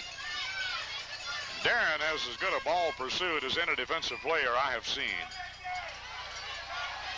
1st down and 10. His first series for the Devils. Second half. Full house behind Kent Snap. Right in the mud. Snap. Hands off to Sanders. Sanders bulls forward. Gain of close to 7 yards. Boy, it doesn't bother the big man, does it? Great run. John Mackler and Andrew White on the tackle. Big Travis came out of that fullback spot and took the football just straight up the line and ran right at him, picking up about 6 or 7 yards right in the mud. So the mud doesn't affect the big man that much. John Mackler and Andrew White on the stop for Radford. Bobcat's a Bobcat. Sanders on the carry. Straight ahead again. There's first down. First down plus about 2. Great run. One thing I've noticed about Travis Sanders, the more he carries the football, the tougher he gets. Yep. Because it seems like, if he carries once or twice, well, he'll get yardage, but nothing great. But if he continues to carry, then he's going to get more and more. He's a strong runner. Full house behind Snap. Hand off to Sanders once again. Takes it to the outside. Picks up about 4 yards on the play. 3 straight Sanders carries right in the middle. What I think they're trying to do right now, they're going to get the defensive mind set up to look for 38 all the time. Then Rusty Pendleton or David Wells will break it on them. That's what is planned, I believe. 3 straight carries for Sanders. And he's done well. If it's not broke, don't fix it, I'd say. Sanders, no, I believe. Pendleton, I think. Nope, Sanders again. That's 4 straight carries. Up to the 40-yard line. About a yard short of the first. 3rd down and 1. 4 straight carries for big Travis Sanders on the 40-yard line now, as Travis has gone all the way from his own 20 to the 40. That's an average of 5 yards a carry no matter what. Full house. Full house. And off is to Sanders. And this time he is stopped. Well, let's see about his forward progress. Let's see where his forward progress went to. Referee is awful close. I think it's still going to be short. It's awful close, Chuck. Awfully close. They'll have to bring the markers out, I believe, for this one. Awfully close, depending on where he gets the spot. It looked like the forward progress, just watching the play, it looked like he might have he needed about a step across the 40-yard line. It looks like he might have gotten that, so we'll see. 1st down and 10. Yes. Sanders carries 5 times, picks up 2 first downs. Not bad. This turned into the Travis Sanders show. 5 straight carries. It's about time to start running it outside now. Coach Nick Colabro, a very sharp individual when it comes to running an offense. What he's doing is gearing those linebackers inside, making a pinch inside. Then he'll put it outside on him. Here's the full house again. Let's see. Hand off to Wells. The left side. Wells bulls for about maybe 2. 1 or 2. A gain of about 2 for David Wells off the left side.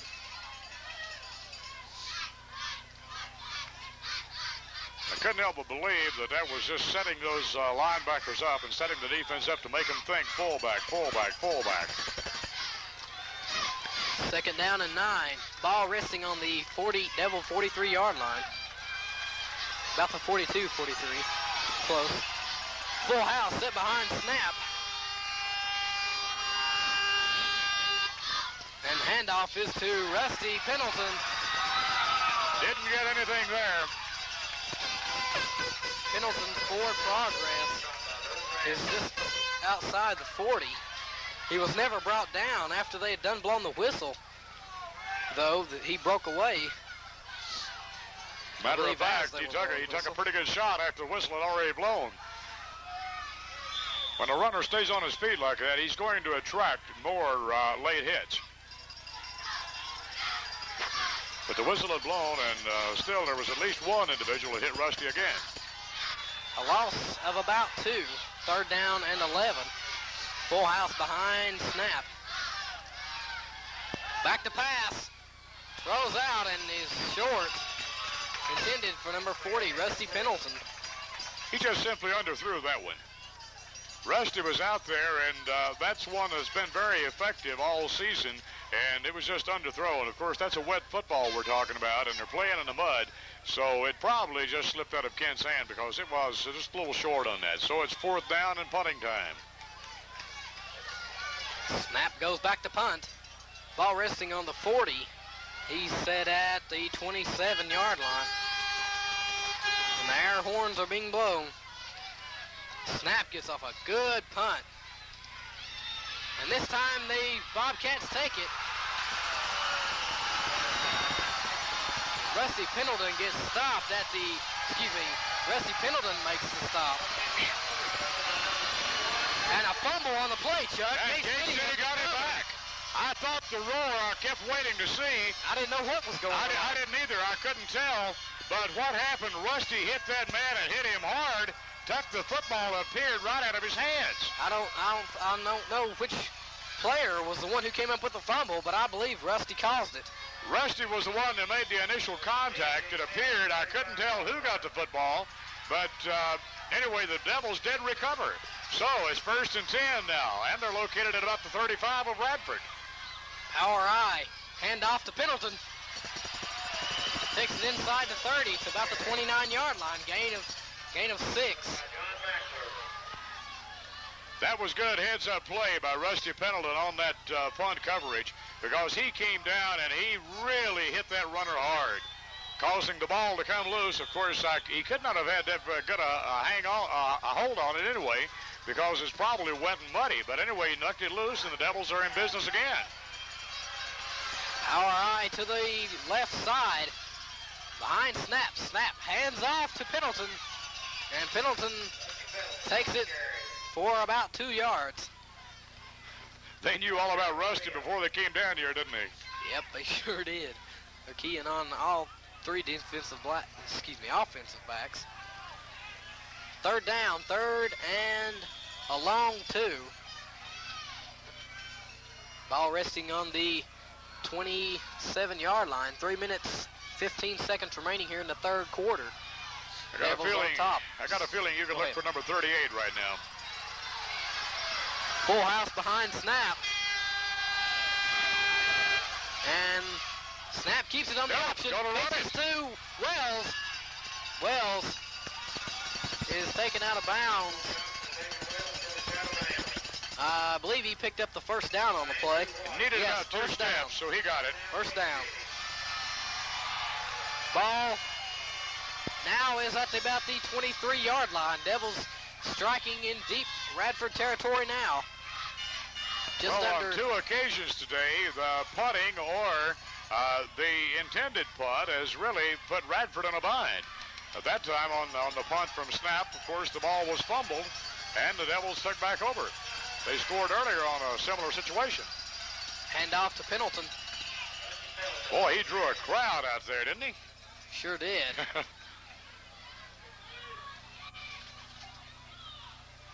You see dark brown jerseys coming up out of the pile that time. Blocking the loading dock. Class tag number 296705 is FBM Well, if you joined us late or late in the ball game, as it is now in the third period, the Devils are leading by a slim 7-0 lead. Snap. Hands off to Pendleton. And he just takes it to the middle of the field. Carries, I believe, close to the 15-yard line, about the 15. I believe getting down and into an area now where it's getting pretty close to being within the field goal range of Kent Snap. Just under 2 minutes remaining here in the third quarter. This quarter has gone fast. Sure has.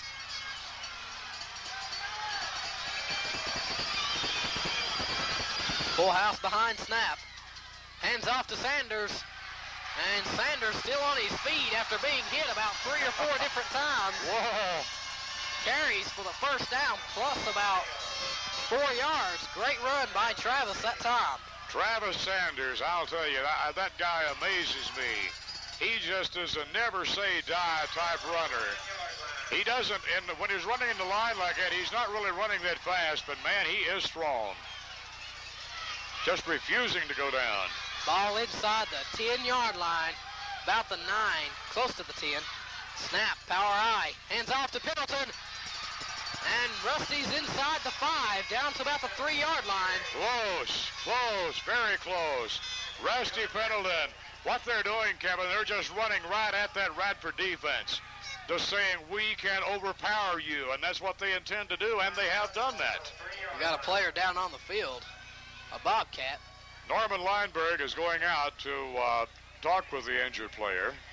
I believe that's number 6, Derek Webb. And that would be a striking blow if that be him, and I believe it is. But he's walking off on his own power, I believe. I don't know, he may just got the wind knocked out of him. I'd say sure. Probably what he has had is a little too much number 38 and a little too much number 40. Yep. Because what the Gate City Devils are doing right now, they're just running it right down Radford's throat, saying, we can't overpower you. And they're doing that. Full house behind Snap. Hands off to Sanders. Not quite. Needed about 3, looks like, and he got maybe 1 or... I believe he got 1. Maybe about 1.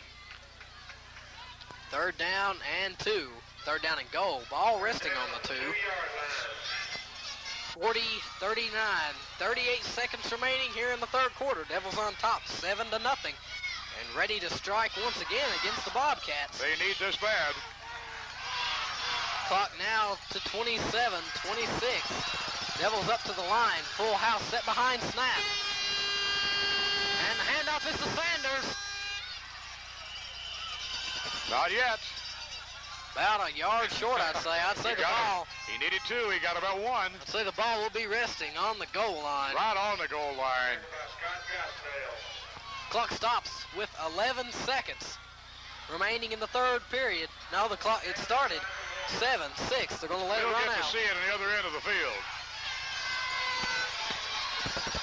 The ball, and that's the end of the third quarter. The Devils still leading 7-0.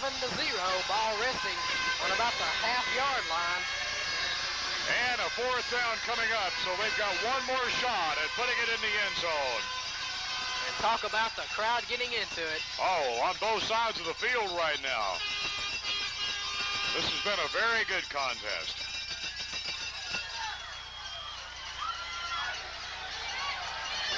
So what would you do right now, Kevin? We'll put you in the coach's seat. You've got 1 chance. You're on about the 1 foot, 2 foot line. I don't think I'd want to be in the coach's seat right now. I think I'd have to go with the big man that got me there. Yep. Just go to Travis 1 more time. That would have to be the way I would call it. Of course, I'm not coaching. Well, we're still waiting. Here we go. Devils up to the line. Full house. Tight full house behind Snap.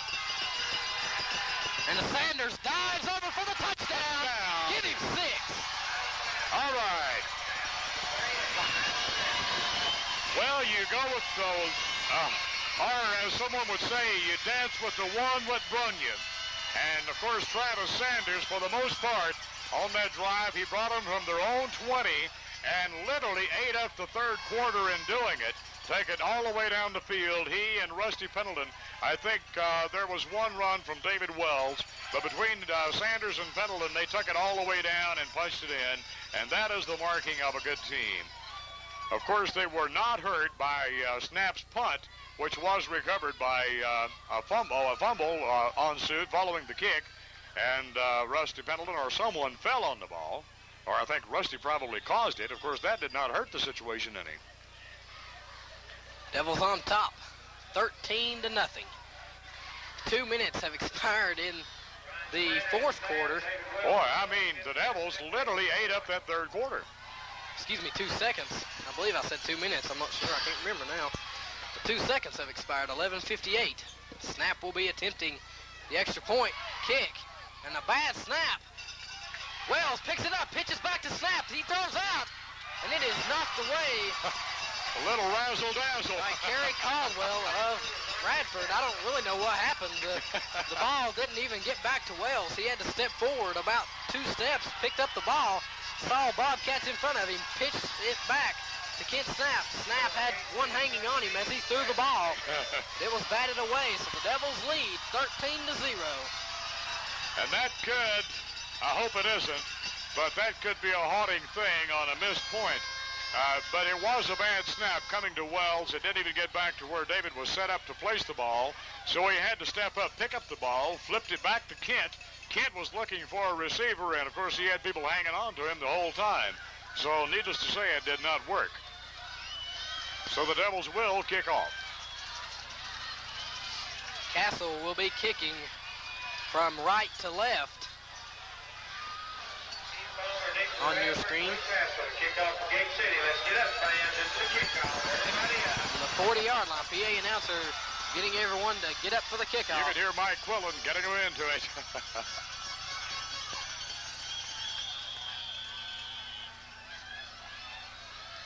Castle's kick is low and fielded by the Bobcats at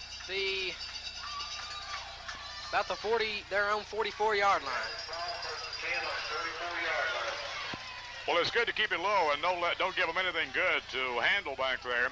But I'd like to have them a little farther back down the field than that. I believe I'd feel a lot more better if they right. had 20, 30 yards back. Well, this Bobcat offense can cover, 40 or 50 yards in very short time. Very explosive. 1st and 10. Arnold hands off. No, he keeps the ball. Throws out and is intercepted by number 55, Darren Reed. Darren got him on. All right. Reed stays on his feet and is still up. Shook off about 5 Radford Bobcats. Oh.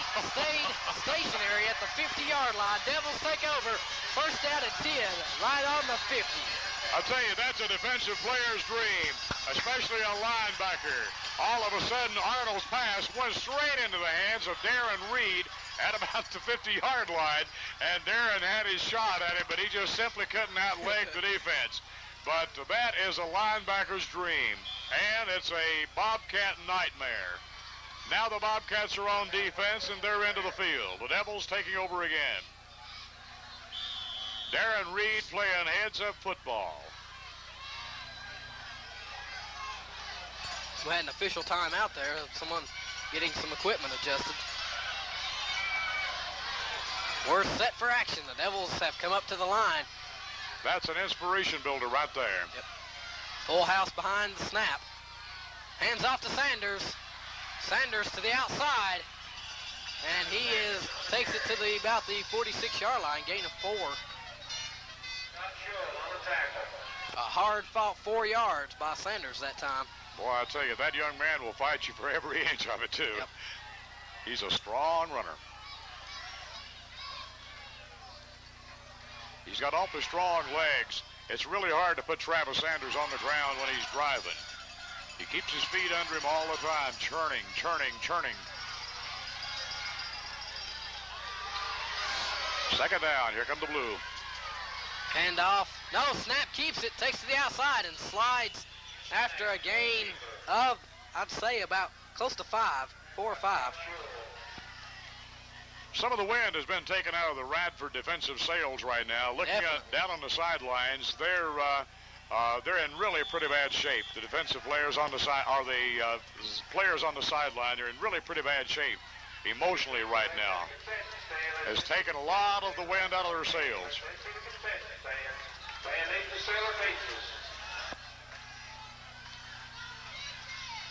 Full house set behind snap. Hand off to Sanders, and he takes it maybe for the first down. It'll be close. You know, an interesting observation, Kevin, while they're getting people off Travis Sanders, the Blue Devils under Coach Nick Collarbro have never advanced out of regional play before. This could be a first time for Nick. And Sanders picks up the first down. Ball resting on the 40-yard line. Radford's 40. Remorse has set in now. Yep. Power I behind snap. And the handoff is to Pendleton. Pendleton is down at about the line of scrimmage. Maybe, well, I don't think he gained any on the play that time. No, just about the line, about as far as Rusty got that time, because, boy, they've got that defense set up tight in there now. Well, someone said prior to the ball game, this is payback year for Radford. Sure is. And we're in the fourth period of play right now. The Devils are leading 13-0. And right now, the most important thing, and Nick Collarbro wants to keep that clock running. Power out behind snap. Hands off to Pendleton. Pendleton takes a dive over a couple of players.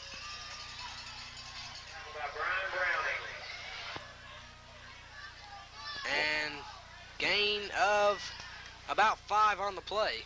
One thing you can say about Norman Lineberg and his coaches from Radford, they have really done their homework as far as being able to put a throttle on Rusty Pendleton. They know all about number 40. Power I behind snap. Hands off and a fumble on the play. I believe Gate City may have got it back. Yeah. Snap recovers. Thank goodness. Didn't need a turnover. That ball is awfully slippery out there right now. No, that's one thing you do not need now.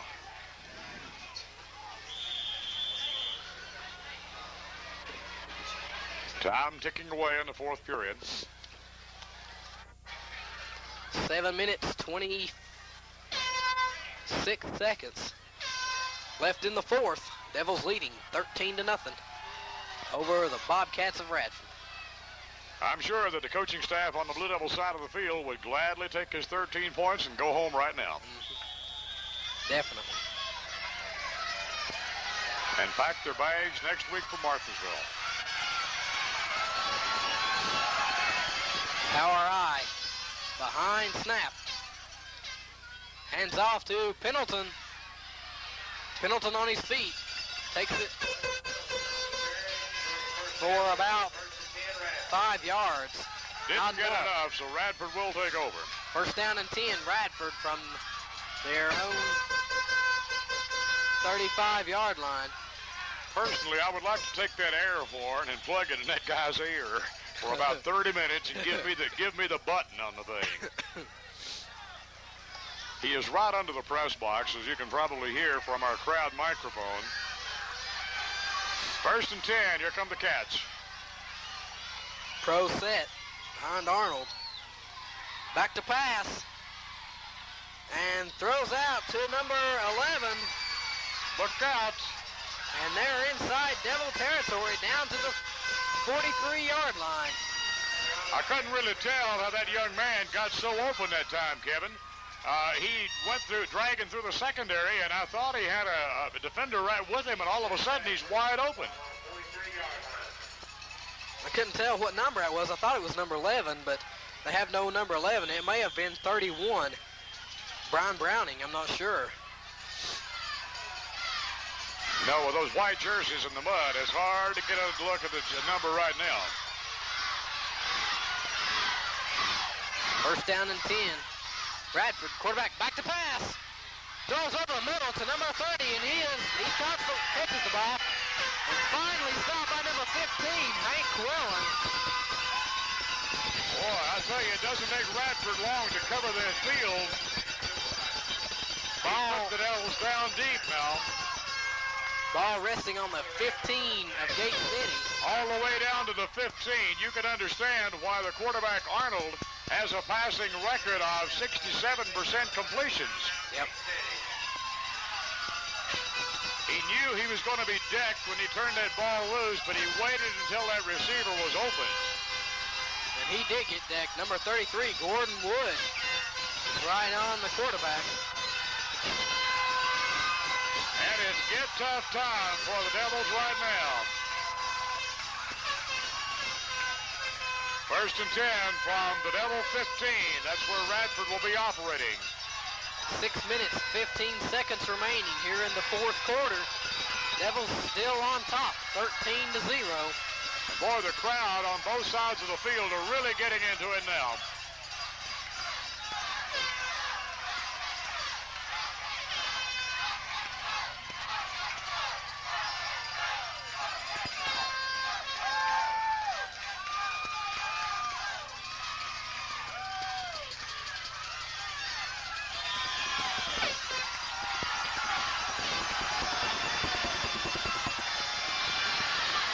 Come the Cats. First down and 10.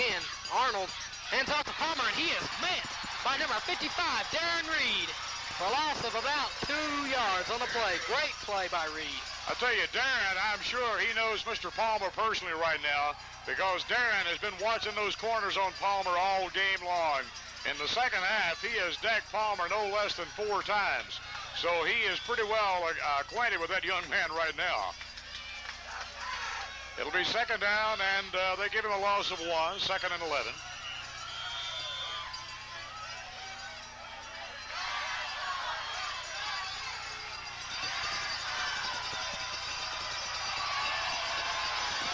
I notice Rusty Pendleton out there trying to fire up the defense, too. Get tough time for the Devils. Second down, 11. Ball resting on the 16-yard line. Arnold, back to pass. Throws over the middle. And it is incomplete. All right. Ruled incomplete by the referee, which was about 3 yards behind the intended receiver. Referee complaining a minute ago that the coaching staff and the players were out on the field. I'm looking down right now, and about half of them are standing on the field. After that play. That brought everybody on the field, the coaches, the players, and everybody from Radford. Third down and 11. Pretty obvious passing situation again. Arnold back to pass. Throws high. And it is knocked away by Gordon Wood. Great play by Wood. Did not draw a penalty at all. Was going for the ball and hit the player at the same time the ball got there. No penalty flags thrown. Good play from Gordon. He had that one timed just exactly right. Perfect. He made some contact with the player, but not before he touched the football. And the interesting thing, when Arnold threw that ball, he was really level. Fourth down and 11 for the Bobcats. Ball still resting on the 16-yard line. About the 16. If the Devils can stave off this drive, they've got a pretty good shot if they can put together one more and run the clock out. 5 minutes, 15 seconds left on the clock. Big play for Radford right here. Tight power eye. Arnold back to pass. Has time, throws. And it is knocked away by number 44, Johnny Ghost. All right. He had the ball in his hands for about a second and then just dropped it. Let go of the ball. Gate City will take over. First and 10. Instead of being on about the 2-yard line, they start from the 16. If All that right. pass, it would have been intercepted. Now, the Devils are in pretty darn good condition right now. They've got the football and about 5 minutes left. Flag thrown on the field. We'll see what that is. Thrown at about the 15-yard line. I don't know what the call is. It's a motion. Well, unsportsmanlike conduct, I think. 15-yard penalty on Radford. Unsportsmanlike conduct is the call, I think.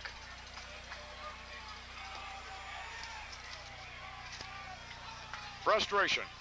I believe so. 15-yard penalty in any case. Gives the Devils out to the 32-yard line. So the Devils have pretty good field position right now. Unsportsmanlike conduct, that's right. One good sustained drive is what they need.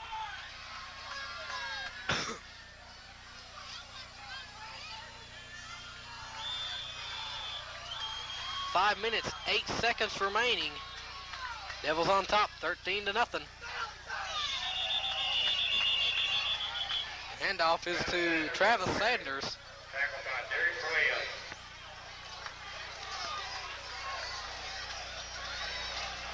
Gain of about close to 1. A gain of about 1, and that was a hard 3 feet. Because I tell you, he came off the left side of that line, and boy, there was a bunch of Bobcats there. They're going to be tackling the football on every play right now. Full house behind Snap. Snap keeps the ball, takes it to the right side. Still moving. And he takes it to about the 40-yard line. Flag thrown on the play. I think you could expect a hold there. Holding against Gate City. Yep. Same call. That makes about the third time that there has been a holding call on a run off the right side when Kent was carrying the football.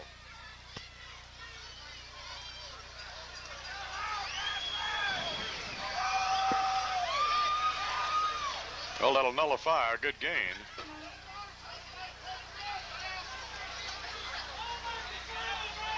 But more importantly, the Devils have possession of the football. And the clock is running down.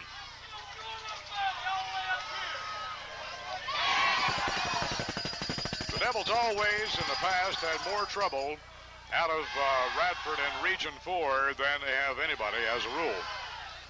Radford has got a very solid football program. 10-yard penalty brings up 2nd down and 20. Ball resting on the Devil 21-yard line. Power I behind Snap. And the handoff to Pendleton. Pendleton breaks to the outside. And he's finally taken out of bounds at about the, I'd say, a yard short of the first down. Boy. If he didn't pick it up that time. Rusty Pendleton going off the right side of that line. He looked like a man on a mission. That was like about the first time when he ran the ball and scored that touchdown. This time he was just running like a man possessed. He was running for that marker all the way. Hard running. A gain of about 19, close 20 yards.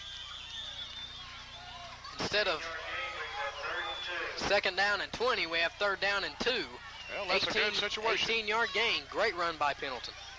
And a lot of the fans of the Radford Bobcats are heading out of the stadium. Oh, yeah. With 4:16 remaining on the clock. Devils possession. 13-0. Gate City leading. Power I behind Snap. Snap. Hands off, I believe, to Rusty. Pendleton, he gets close to the 1st down. Of course, you go for it even if you don't get it now. They're bringing out the markers. I believe you go for it now even if you don't get it on that one. It's going to be awful close. Awfully close. Because you want to maintain possession of the football now.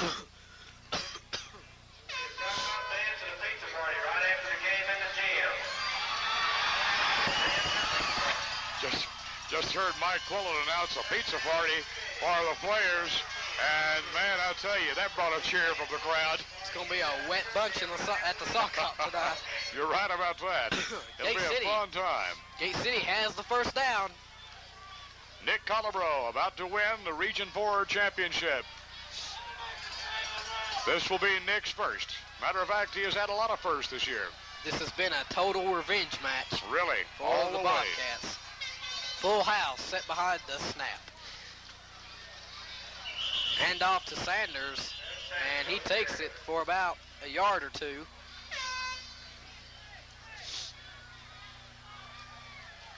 Well, Radford can go ahead and get their basketball season started now come Monday morning. Yep.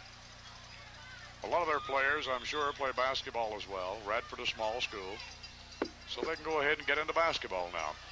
And I'm happy that the Devils could get their basketball season started for them. Hope we don't beat them in basketball, though. Pro set behind snap. And he just takes it to the outside, but is stopped at about the original line of scrimmage. It'll be 3rd down and 10. The Bobcats will get the ball back one time now, unless something miraculous happens. 2 minutes 50, 2:49, 2:48 remaining in the ball game. Devils on top, 13-0 over the Bobcats of Radford. Radford, a good football team. The Devils have been tested. Matter of fact, they've been tested a lot this year.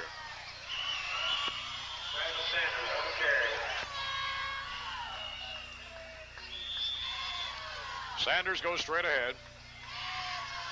Timeout Radford.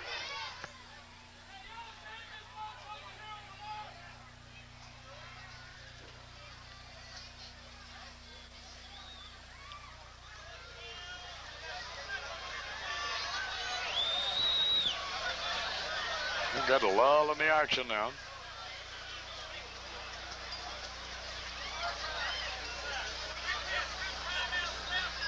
Timeout on the field.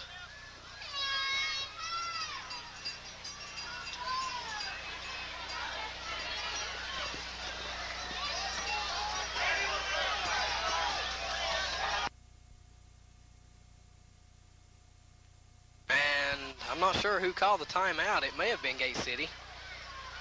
2 minutes, 24 seconds on the clock. Couldn't tell who called that timeout. You would have expected Norman Lineberg to call the time, trying to conserve as much of the clock as possible.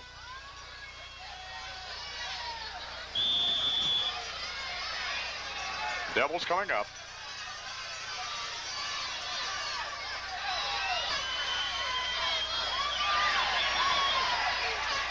And the punt by snap is to number 15.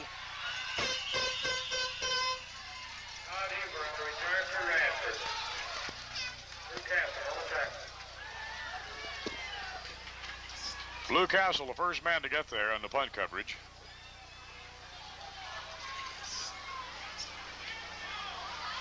So the Bobcats will take over one more time.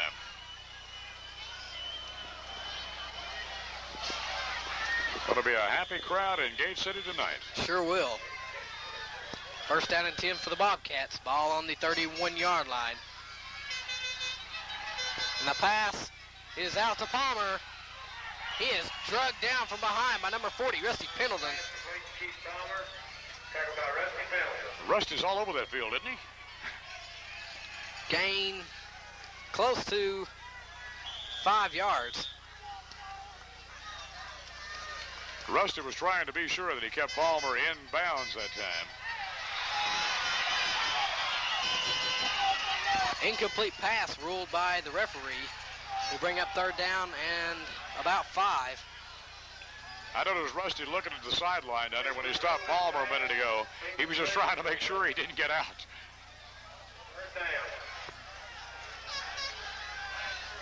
Well, the Devils next week will be on the road in Martinsville, Virginia.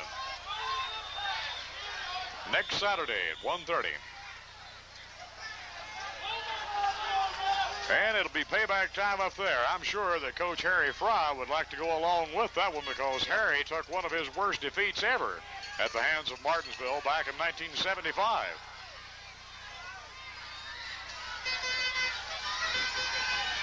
Quarterback throws out. And the pass is incomplete. Flag thrown on the play. 1 minute, 33 seconds remaining.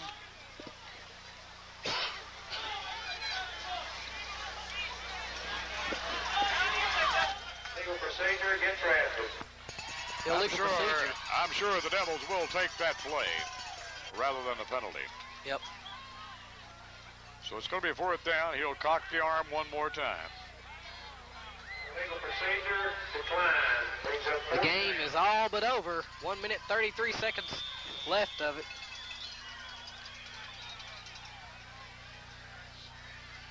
Well, the Devils wanted to get Radford down here at home, and they did.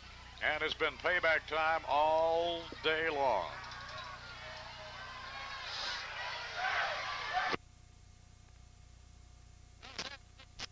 Number 1.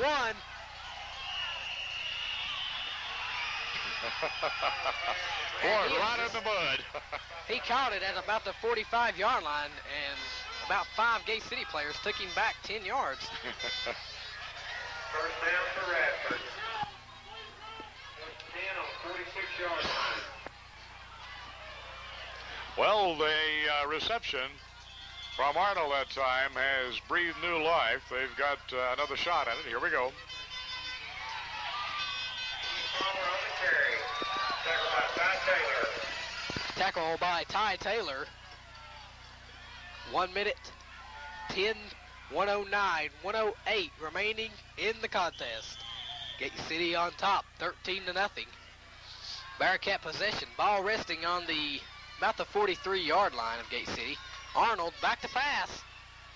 Has some time, throws him over across the middle, and is intercepted by number 31, David Wells.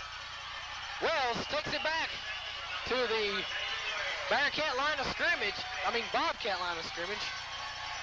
Well, 43. Arnold, he really suffered what a quarterback hates worse. He had 2 things he suffered for that time. As soon as he turned the ball loose, he was decked and decked hard again. Then the pass was picked off by Wells. So double jeopardy for Mr. Arnold on that play. Well, the Devils have it right here, right now, and they have won this ball game.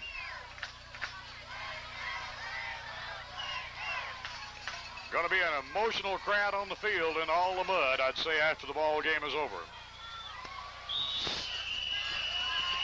And snap falls on the ball. Just let the clock roll. 26. That'll be the last. Second down, second 11. Well, this one will go down in the annals of Gate City High School as the Mud Bowl, as they just won Region 4. 15, 14, 13, 12 seconds on the clock. They came out here today, Kevin, and That's the end. They look like the champion that they are. The Devils have They won sure have. Region 4, 13-0 over Radford. 0. That's the end of the ball game. And a celebration tonight. The Revenge Bowl and the Mud Bowl, both won by the Devils, 13-0. Well, the Devils came out of this, and they never lost poise at all. They depicted the champion that they really are. They came out here, they bend, but they never did break under the onslaught of Radford. And, of course, this thing played, I wish it had been played in better conditions. Yeah. But, of course, as far as the outcome, I'm happy with it. I'll take it and go home right now.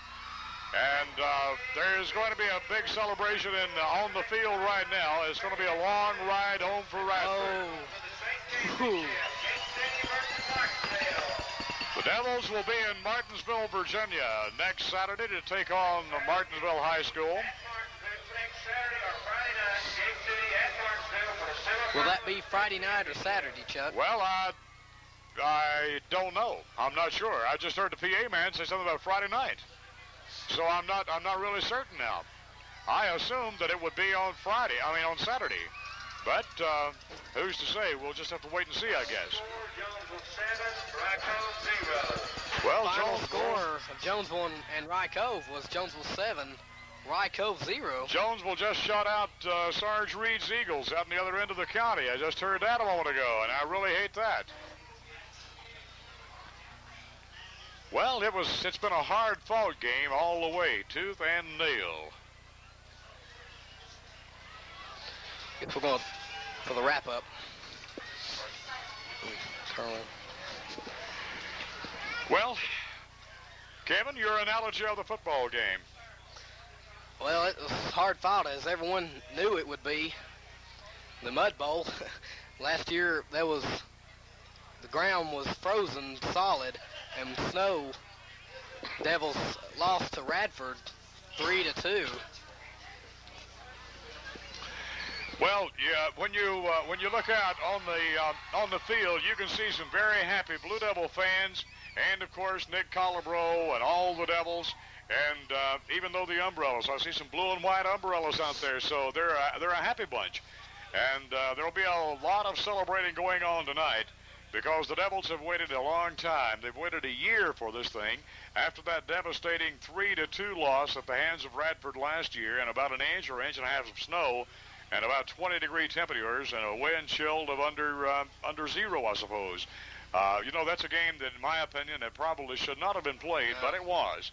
That not only, well, an athlete cannot produce to his full potential, but not only that, but there is a great chance of bodily injury and harm from playing under those conditions. But the snow came so late that nothing could be done. And a year later, the Blue Devils have wrapped up Region 4 right here on Legion Field in Gate City. And this is the last game the Devils will be playing at home for the year. When they started last year back in August, they said, looks like we're on our way to state in '88. And that's the way it's going. So, the trophies are being presented to the Gate City High Blue Devils, Region 4 champions, and very deserving champions indeed. Some quite remarkable play at the hands of Rusty Pendleton, Travis Sanders, Darren Reed, Ty Taylor, and just so many of the other guys that's kept Gate City going all year long. They are champions in every sense of the word, and I think everyone will agree to that. You're going to hear some music on the PA system right now. Of course, some happy folks around Gate City. Yep. And as far as the Martinsville team, I don't have any idea of what they are, other than the fact I think they are possibly undefeated as well. So it'll be an interesting observation of what goes on up there next Saturday or Friday, whenever it is. But you can watch Channel 30 during the week, and of course, so they will keep you abreast of when the ball game will be played. I thought at first it would be played on Saturday, then I heard the PA man say possibly Friday night. So now it's anyone's guess. But it's been a good season for the Devils thus far. They're riding a 12-0 crest right now. And once a team gets the undefeated thing in their mind, they're very hard to stop. Someone made the comment to me, well, the Devils are not producing as many points this year as they did back in the glory days, as they called it. Well, with the kind of defense that Gate City possesses, you don't really have to score that many points to win, because our defense has carried a long way this year, and I'm just happy to have been a part of it with Channel 30. Kevin, it's nice working with you again. You too, Chuck. And I really hope, by golly, the next time we meet, it won't be raining. Anyway, we'd like to say thanks to the ladies that have manned our cameras today, to Lisa Gillenwater and to Melissa Blevins. They did a super job as usual. Thank you. You did a good job. And of course, we'll see you next week from Martinsville, Virginia. Until then, so long. For Scott County Cablevision, I'm Kevin Helms, along with Chuck Newton and Melissa Blevins and Lisa Gillenwater. Thank you for watching.